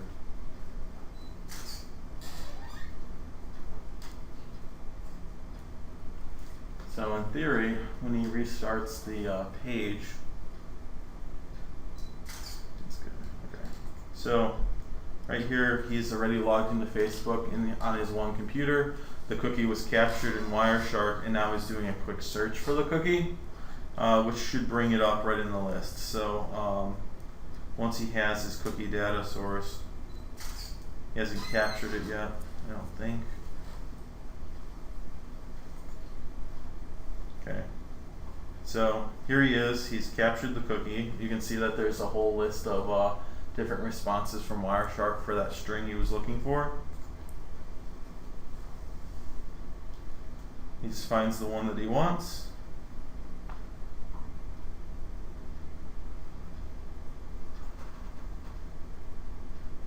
And then all he has to do is copy that cookie. It shows him all the user information, everything you need. And here's the important one, is this keep alive. What this will do is it'll tell Facebook to keep me logged in for a given set amount of time. So once they grab that code, So So when he copies this, that's Control C and then puts it on the computer. You know, Control- he or his, click and drag. he copies it and then he puts it into this little window here, and this. How does he copy? There's a dump command. You can copy it as plain text, and then it'll inject the cookie into his web browser because that's the way that the cookie is stored. Okay. And then once he goes ahead and does this, I'm hoping he'd do it a little faster. There we go. Now that the cookie's in his browser, all he has to do is hit refresh. And oh look, he's logged in as a user. So he now has full control over this user's account. The only thing he can't do to this user is change his password. So realistically, he can, let's say this is a case of bullying at a school, and somebody's sitting there on the network downloading all the cookies for all the users of Facebook in that entire school. They can then go and put hate mail on their wall, upload like inappropriate photos that they might have gotten a hold of an individual person, and then have all their friends see it. So there is a particular threat to something like this, and like I've said, I've actually seen people do this in the wild, where I was sitting at a Panera Bread during a blackout, checking my Facebook. Somebody had started, sending out random hundreds upon hundreds of friend requests for different things for this weird service, and instantly, like something's up. So I was a victim of this particular hack I was here demonstrating.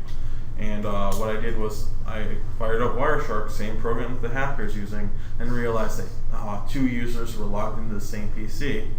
So I kept watching, and then I saw that other computer log into another user.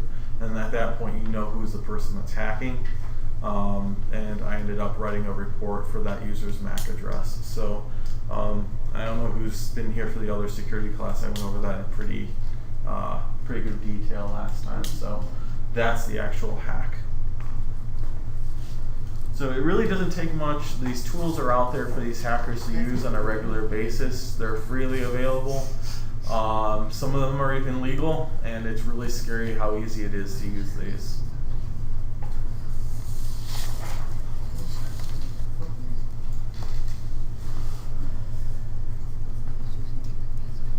A few basic rules, like I said, don't use it for banking. Try to avoid that. Be watchful of suspicious people in a Starbucks. If somebody's looking all over the restaurant all the time, spending more time looking at other people, and particularly if there's, like, say, police in a Panera.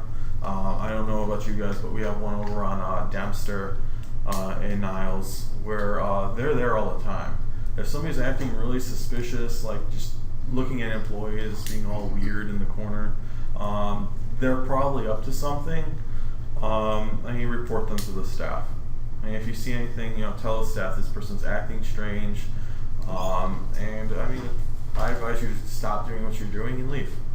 You don't need to be hacked, especially if you can tell that a person or an individual in that location is acting strangely.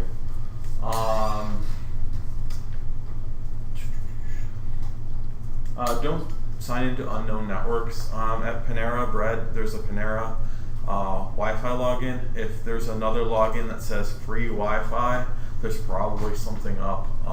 Legitimate locations will usually name their network based on their name. If you're at Starbucks, the network's called AT&T. If you see a Starbucks network ever see a Wi-Fi hotspot named Starbucks, it's not real. Starbucks uses AT&T as its affiliate. It's one of the #1 places that I use Wi-Fi, so that's my one advice to you. If you ever do see an out-of-place Wi-Fi name that you don't think is associated with the company, where it looks like this is the case, once again, report it to the people at that store. I can guarantee you 99% of the time they probably won't do anything, but every once in a while, it's still good that you've informed them. Are floppies and USB drives really safe? Realistically, who here's ever used a floppy disk? Yeah, years ago. Who here's ever had a floppy disk fail? Yeah. Any sort of physical media is subject to shock and damage and can become vulnerable, not to mention if it's in the same room as your computer and that computer floods or there's a fire or something catastrophic happens to that area, most likely your data is not safe. A few safe alternatives are Plan and Google Drive. Google Drive being one of the absolute cheapest remote backup solutions out there. I think for something like $30 a month, you can get a ridiculous amount of backup. I think it's around 200 gigs worth of storage, which for most people is going to be more than enough.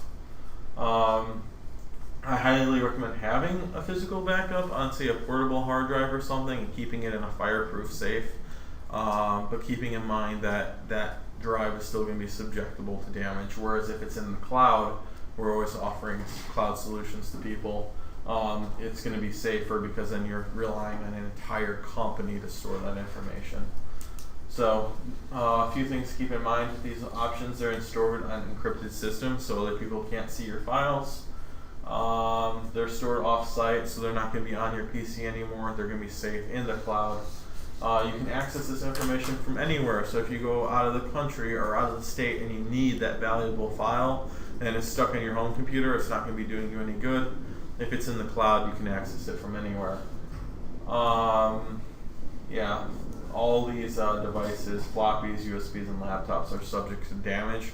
And every day, thousands of laptops are stolen.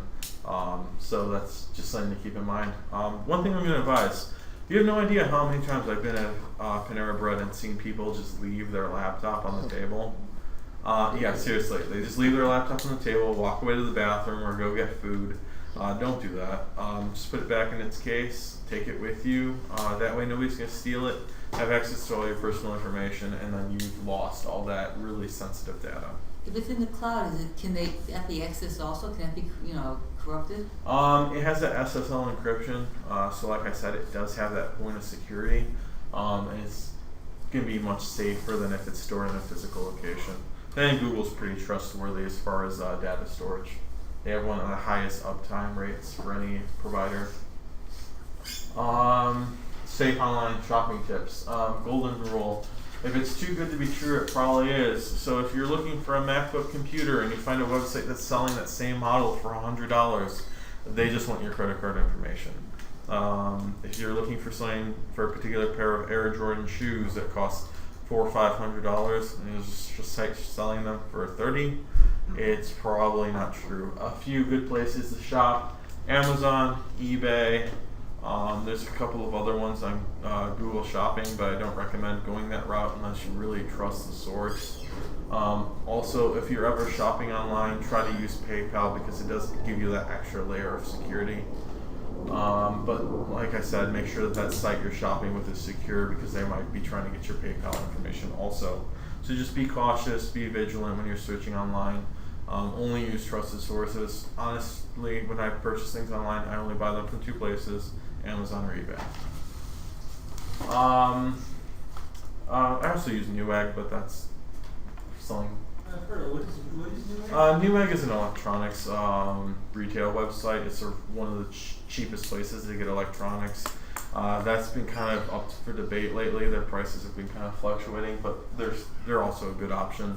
You can sometimes get some good deals on off-brand TV sets or hardware, so it is a good website. Never use debit cards online. This is important. Yeah. If you're using debit cards for online shopping, stop doing it. Credit cards include built-in online security protection. Debit cards don't. Somebody gets a hold of your debit card, drains your account, it's entirely your problem. Some credit card manufacturers offer particular protection to debit cards, but the credit card's always going to have a better limit, better security.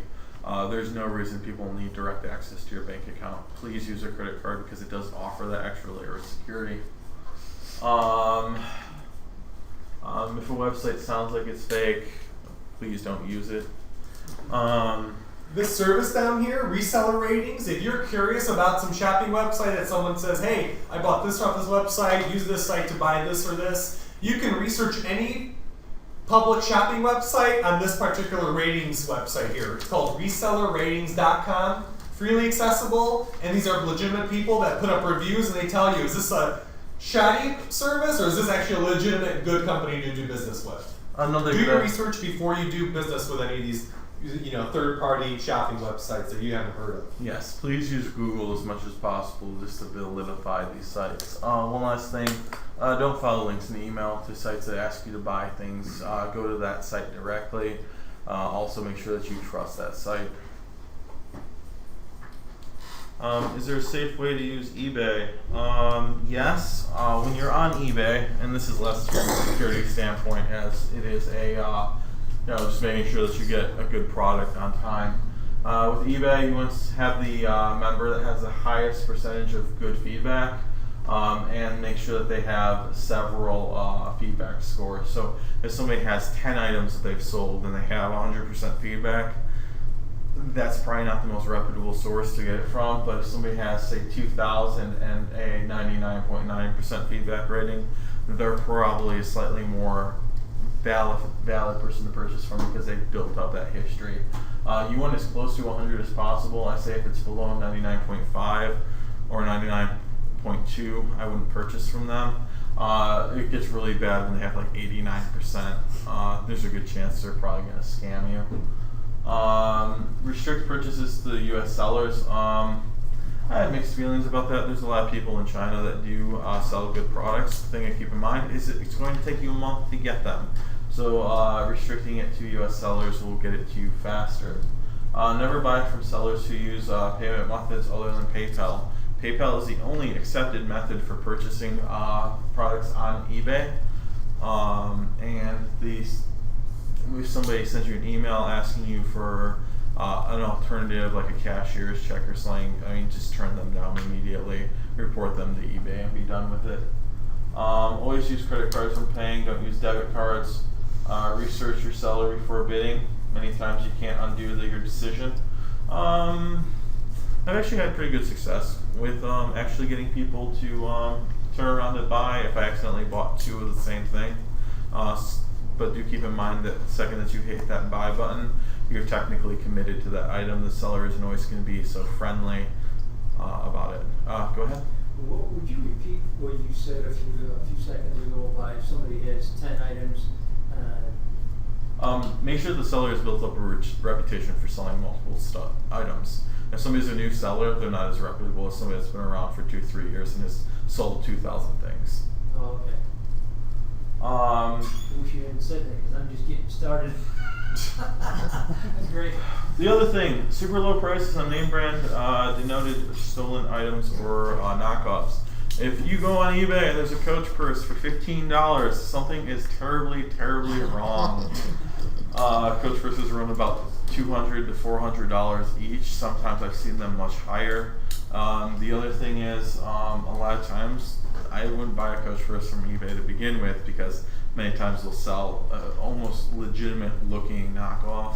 They're really good at this. It's one of the most ripped off products in the world. They'll sell it at retail. Or about $10 under retail. So if there's a name brand item that you want, go to the store and buy it. I wouldn't recommend purchasing it online. It's going to be the same for like Louis Vuitton or any of those higher priced items. Adding an additional security with OpenDNS. This is a little more complicated. This is our advanced securities class after all. You have the ability in your computer or at your router to input what's called OpenDNS. And if you really want to figure out how to do this, you go into Google, type in OpenDNS, and on their website they have instructions for changing over your DNS server. What the DNS server is it's like a giant phone book for the internet. Every website, what it really has is an address, which is just a straight number that goes to the actual website. So when you go to google.com, Google has a number for their website, and this phone book will say, okay, your URL is Google, here's the server IP address, and then it'll bring you to the google.com site. So what OpenDNS does is they blacklisted particular websites that could be potentially a vulnerability to your PC, and they blacklisted them, and it won't allow you to visit them without you going through an extra layer of security to get to that site. So if a site's known to have a virus or a malware or something malicious or has a bad reputation over the long term, they'll block it. It costs nothing to use. It's a simple way to put up a first layer of defense against some of these websites, and it acts as a clean internet address book for safer internet browsing. You can implement it on any home router, any home PC, any web browser, and there's multiple ways of applying this. This is why I highly recommend that you go to their website. And it also helps speed up your website that you visit. Many times, OpenDNS is one of the fastest solutions for browsing the web because it's really fast at giving these responses. When you put it on, is it permanently on? I mean, do you hook it up and Oh yeah. There's a number. There's a server address for the DNS server, and you can either go into your router and apply it. It's going to be different for each router, or you can put it onto your computer under your internet settings. So it's usually best, the way we usually implement it is at the router level, at the internet connection level coming into your home, because then you don't have to do this setting on every single computer. If you got, the husband and wife, have two computers, and then all the kids have computers, it's just a lot easier to put it in one spot, and then you can be certain that everyone's viewing their internet results with these filtered settings that don't have all these infected websites that are coming through. So one of the other advantages to this is that they do have the ability to create your own sort of sub DNS server. So if there are kids in a home, you can set security settings for the DNS server also to restrict particular content, say visual images or violence or different things. Yeah, this is the strongest way. Like when we talk about, people ask us, hey, what kind of parental control can I apply? This is the best parental control you could have for internet browsing with children in the home. But it is a little more complicated to get set up. One thing, as far as how to stay safe with a smartphone, always lock your phone with a personal code. In the case of my phone, every single time I use it, I have to put in a secure code on the actual device. This is accessible for BlackBerry, Android, iPhone, pretty much any device now has a passcode. Some use a little goofy sort of pattern that you have to draw. Any of these options are better than just having your phone. So if you lose your phone, no one else can then go in and see your emails, your personal contact information, or any of that without first doing some rather extensive modifications to your phone. Few other things, watch out for suspicious apps. Android has a huge problem right now with malware. Apple's a little better with it because they're a little more restrictive on the applications they allow. With Android, there's a lot of applications that have Trojans embedded in them, and their screening process really isn't as good as what Apple has. There are a lot of free antiviruses available for Android phones, and what I recommend to most people, at least what I have been recommending, Derek had mentioned that it's not necessarily required to have an antivirus on your phone, but my advice, at least from my experiences, if you're downloading a lot of apps for Android or your phone's suddenly acting very slow, go ahead and download the Kaspersky free antivirus tool. It's available for Android. You'll scan your entire phone, and if your phone checks out to be clean, then delete it. So it's one of those things that you don't want to keep on your phone all the time, but you can definitely run every once in a while. You can always re-download it from the Google Play Store. So that's one option. Where? I'm sorry. The Google Play Store. Google Play Store. Google Play Store. Okay, and it's called. It's actually on the phone. So the way you buy and get apps on your smartphone through Google Play, that's where you would find that same program. It's just what Google calls their marketplace. Okay. But I mean, honestly, if you have an iPhone, the only condition in which this is a problem is if you jailbreak your phone. If you're using the built-in authorized Google App Store for all your purchases, they are insanely rigorous as far as screening, so it shouldn't be a problem. They're insanely what? Rigorous, and they're really safe. Other one, never install any personal information on your phone that you don't want other people to see, like social security numbers, bank account numbers, and don't store them on the SD card in your phone, because that little SD card pops right out of your phone and can be put into another phone or into a computer, and all that information can be dumped. Go ahead. Can personal information should show up on the smartphone if you're using the smartphone as a tether for a laptop? No. The network is fully encrypted point to point because it does have to travel long distances over air.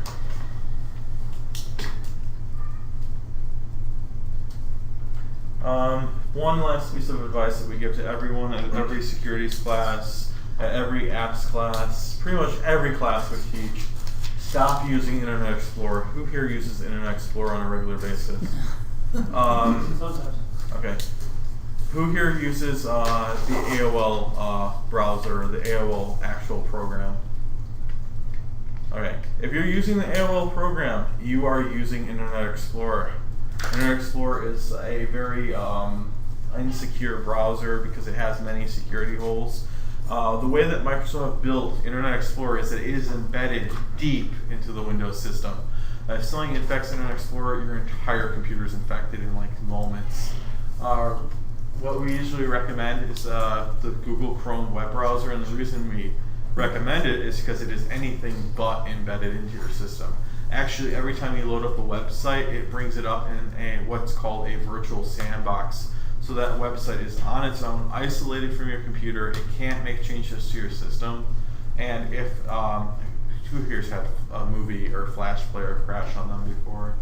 It's a fairly common occurrence where your computer will just lock up while you're watching a YouTube video.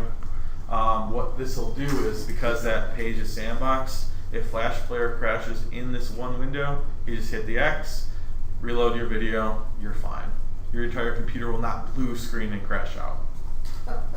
So Google Chrome. What about Firefox?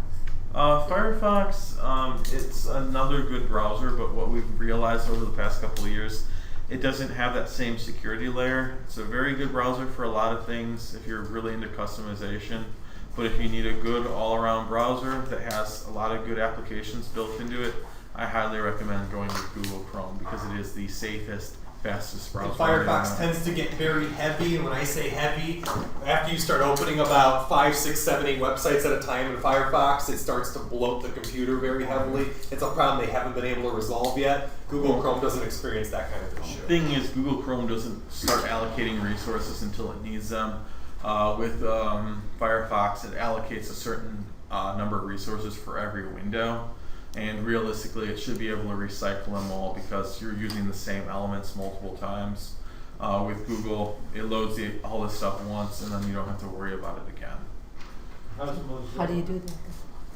It's all done through the browser when they code it. It's all about the way that they write their code, and Google's just better at it than Mozilla. Or you mean how do you get it? Yeah. Here's how you get it. Right. There's the website right up there on the. Okay. Right up You go to google.com/Chrome. That's pretty much it. What it'll do is it'll take you to a really quick website. I'm guessing we're towards the end of our demonstration anyway. Or you just go to google.com and any other web browser. Google likes to make it very easy for you to get Google Chrome. This is Google Chrome. It'll say install Google Chrome the second that you go to google.com. Whereas if we go to Google and say in Chrome, what it'll do instead is not display that message. Oh look, no Google Chrome message. So if you go access it in Internet Explorer or Firefox or any other browser, it'll show up on the side right here. So that's the easiest way to get it. Chrome's out for every single computer that you may have in the home, Mac or Windows, any Windows version. There's a Chrome's Linux available version. for it. There's a Linux version, an Android version, an iOS version. I mean, there's multiple versions for any device you have. I will advise though that if you have the iPhone, just stick with Safari because Safari is the fastest. If you're on a Mac, who here has a Mac computer? Okay, I'm not even going to worry about it.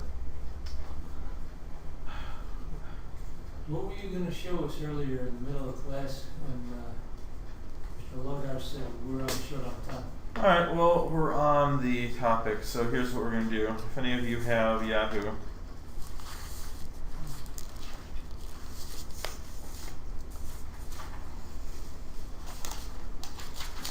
now, what we have here is the AT&T login. That is not what I wanted. Yeah, it should work. Let's give it a shot. I'm just gonna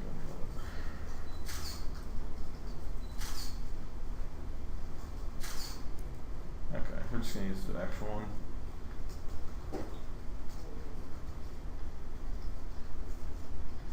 Now my inbox is going to be flooded with spam. I haven't accessed this account in a while.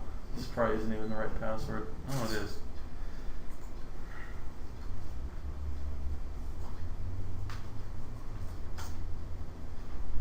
Yeah.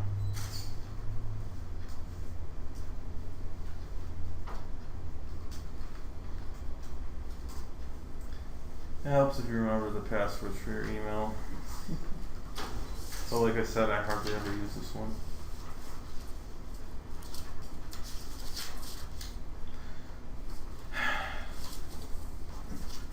Who here has a Yahoo address that they'd let me borrow for a second? Could somebody log in really quick? Sure. John? Could you just... Yeah, let's not blurt it out. I don't want This is going to be public on the video. Right, Or well, Wes, you can just go to find a help article. They should have a help article to show you how to do the forwarding. Thank you.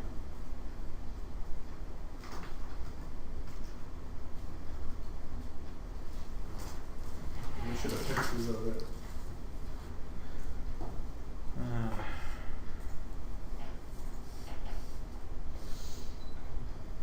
Okay. So here's what happens. When you log into your Yahoo account, up in the upper right hand corner there's going to be a settings button, and then what it'll do is it'll say POPs access and forwarding as the sub tab, and then underneath it'll say forwarding incoming Yahoo mail messages to a different email address, and then you just put in your Gmail address and that would be it. So all new emails coming to your Yahoo account will instantly be sent to Google, instantly filtered and scanned for viruses, and then dropped in your Gmail inbox. So do you have to delete them from no SBC then? No. The thing with the SBC then is your old emails don't get transferred over, so you kind of have to go through them, delete the ones you don't want, and then sort of abandon the account. Okay. That would be my advice, especially if you're not going to be using that email anymore. And the joy to this is if you have business cards typed up with your old email or marketing material that you really don't want to reprint with the new email address, you can still give out the old one up until the point that Yahoo stops providing email. I've had my account for about 5 years and I haven't been using it for at least the last 3 of them. They haven't deleted my account. And then I can still get emails from mine and they're sent to my other address. Will Google, I think you can forward your, you send a message out to put your new email address, like somebody said years ago? You mean sending it from your old email to someone else? Well, they used to have a thing where we changed email accounts. They used to send a thing out that said, as a new email account. Yeah, there's a validation that goes through it. So they'll ask you to go to your Gmail account and approve it, and then they'll ask you to go to your Yahoo and approve it, and then once that's done, you're good. So there is a verification to make sure that there isn't somebody else just trying to flood your inbox with spam from like 1 million accounts, because that is a possible issue. Go ahead. How did you get to this again? I went into Google Images and searched for it. This isn't the actual window. Oh. Yeah, so this is we're showing you the end window that you're going to see when you get to the setting, but you're going to have to go through the settings area in your Yahoo email or AT&T email, and then within settings you're going to see. Oh, actually, right there. Bring up that one you just had. That's a good demo of it. Yeah, the image would work. Yeah. So you're going to go your settings. It's going to have a list of settings, and you go into the pop and forwarding section. So you click this, then it would take you to that other window I had up. I wish you could just log into my Yahoo. What is popping? Popping is a technique used if you want to use one of those email programs we talked about, like Outlook or Apple Mail. That's how you download messages to your computer, actually. Yeah, we don't recommend doing that. Only do it if you have to do it. So go into your email. Go to settings. Settings. And then go to the pop and forwarding section. Oh, I'm in. Okay. Oh, okay. Live demo. Here's what we got. If this ever stops spinning, gotta love Yahoo. Please stop. This is one of the reasons I say try to stay away from Yahoo, because it is insanely slow. What you have up here is you have the options menu. You just go to mail options. A new tab will come up. And then down here we have pops and forwarding. We click that. I don't even know who these people are. I don't have any messenger friends. And then what pops and forwarding will do, I don't even know if it rolled over yet. No, it did not. Yeah, this is the #1 problem you're going to come across, is because Yahoo is notoriously slow. Gmail is very, very fast. If for no other reason alone, this is a good reason to switch. Why isn't pops and forwarding working?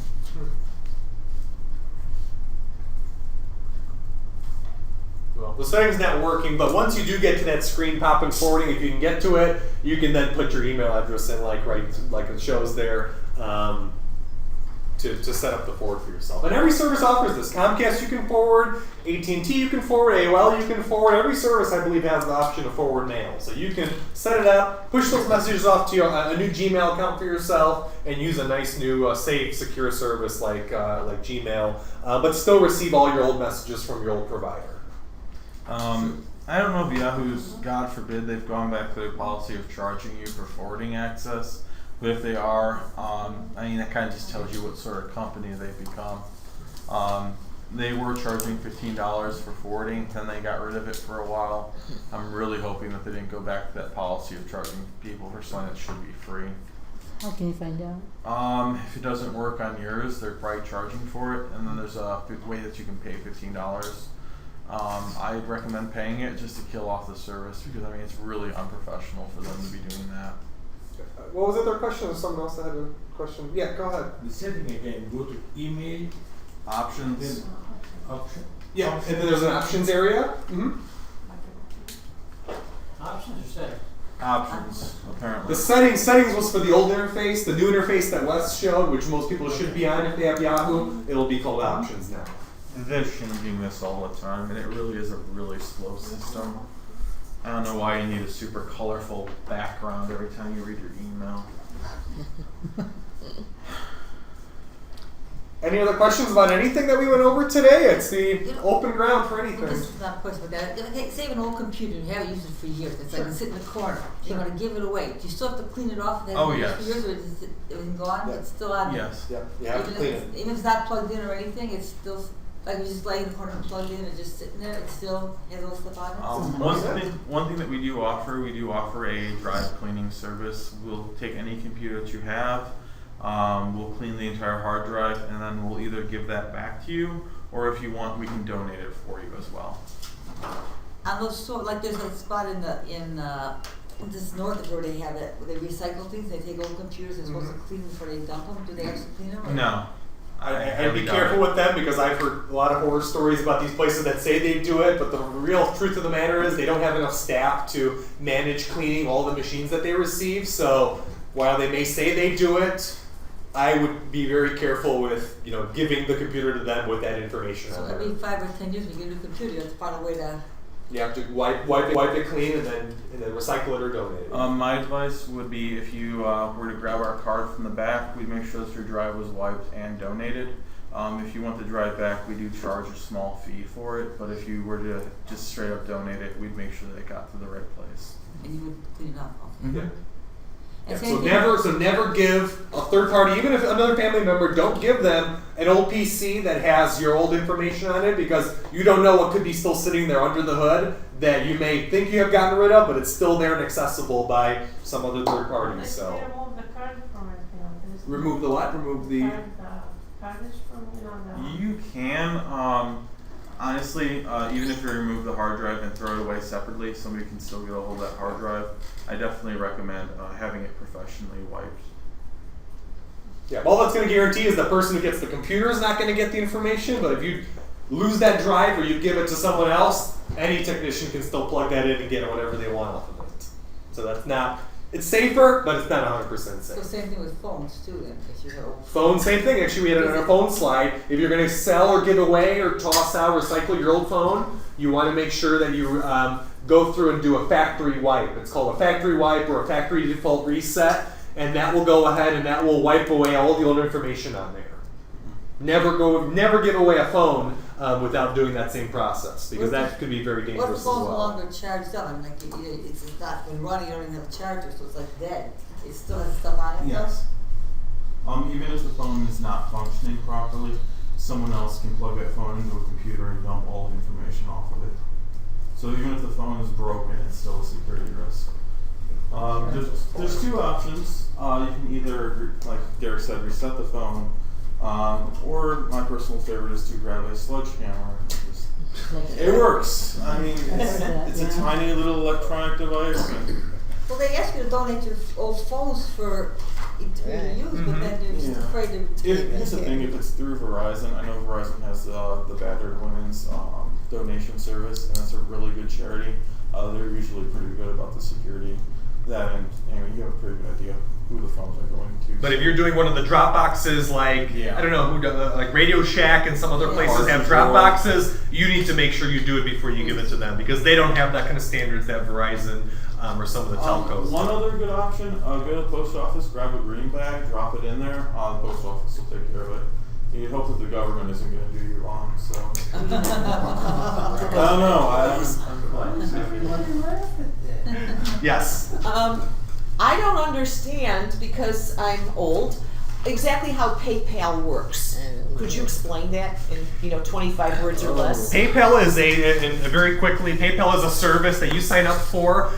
You go ahead and you load in, say, any of your credit cards that you want to use with the service, and that is sort of the gateway that allows shopping websites to talk with your credit cards without you having to plug that credit card information in every single time you buy something. So do you recommend that as opposed to giving a credit card number? Yeah. And you I'm can use talking PayPal. About, use it good over. sites like you mentioned, Amazon, Zappos. You think PayPal is a better way to go than just giving them your credit because card? think about it. It's one less time you have to enter your credit card information. One less entity that has to keep a copy of your credit card information. If you're buying from Amazon and you're not using PayPal, you're putting the information in, that's one extra system that then has your credit card information stored on it. As opposed to PayPal, all PayPal does is say, okay, here's the credit card information, we have it locked down secure, how much money do you need transferred off the credit card? They do the negotiations behind the scenes, and the credit card number or information is never moved over or given to Amazon or any of the other shopping websites you may use. Very safe and secure, and PayPal is probably one of the best security systems of any major banking institution. Very safe and solid. So yes, if you do have a shopping website, most major shopping websites do support PayPal now. So you can really shop on most sites without having to type in your credit card multiple different times. Is this still free? PayPal's still free, 100%. How safe is online banking? I was just thinking the same thing about Did you cover that in the first session? I thought we covered a little bit of online banking. Online banking sort of piggybacks off some of the other concepts that we went over. But here's the thing. As long as you go to the banking website yourself instead of clicking on a link from an email, and as long as you enter your credentials in, instead of storing the credentials, for example, for the banking system, you should be pretty safe because almost every bank today utilizes that HTTPS we talked about. They utilize that functionality, so it should be pretty safe. Always make sure that that's on the top of the page when you're banking. If it doesn't come up once you log in, it's probably a fake site, but once you log in, it's coming. If you go to chase.com, for example, it'll say HTTPS immediately once you go to their site. Yeah, almost every major banking institution will turn you over to the HTTPS version of their website before you log in. If they don't and you see that it doesn't have the S in the address, just put in the S and it should force the system into that page for you. And the thing is, also make sure that, if that doesn't come up, that you haven't accidentally gone to chase.com instead of Chase. There's a lot of... be careful about misspellings because a lot of these piggybackers that steal these misspelled websites, they'll say, they'll get Chase.com, Chase misspelled without the A, so CHSE.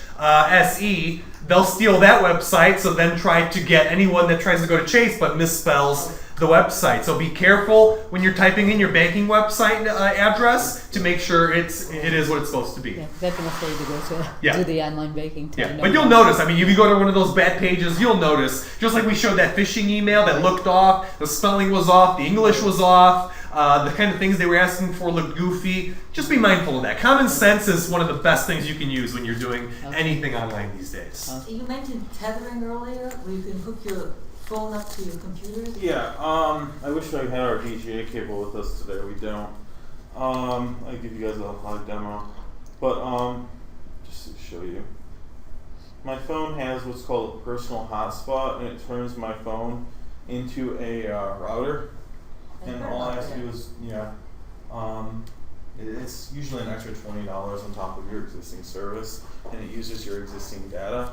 And what it'll do is it'll turn your phone into a router. So you would need to get an internet service plus that then, or would you still need it? There's an additional fee for it. If you're using any smartphone or the iPhone, I know it comes with the phones by default. it should work with most ones that are available. And there was actually, this might change what we're talking about with the tethering, because there was a recent court case this week, I think that was settled, where I think they're not going to be able to charge extra for tethering. So that may be something that may be free in the near future for Do you everyone. guys replace internet service, or just use internet service at home? It really doesn't replace your internet service at home. It's more useful if it's your internet service at home. I can almost guarantee you is fully secured. As long as you have a password on your Wi-Fi, you should be fine. If you don't have Wi-Fi and you're just connected directly to the modem, you're fine.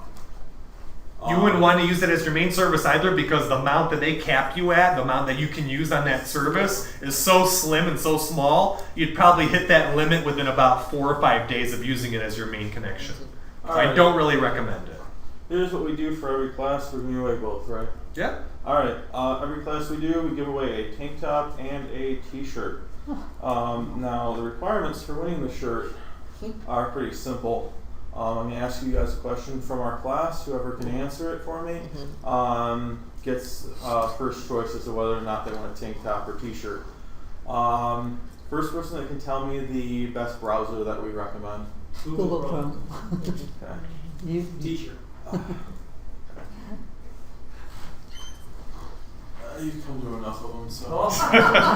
You deserve it at this point. That's okay. He's a frequent flyer. All right. The next one I'm going to ask, what's the antivirus we recommend? E932 by E. ESET, not 32. There we go. There you go. Wonderful. Thanks. All right. Well, I guess I'll say thank you for everyone that came today. We'll stick around for about another few minutes or so. We got to head over to Park Ridge Library, but feel free to grab us as we're tearing down and ask us any final questions you may have. Okay? The email recording will be it'll be sent out as a YouTube video probably Monday or Tuesday by Ruth. And now, could you repeat what are the days you're at the Park Ridge Library just to help? Second Saturday of every month, we're at the Park Ridge Library. Free of charge, 9 a.m. to noon. Second Saturday of every month. Please do grab one of our wonderful refrigerator magnets on the way out.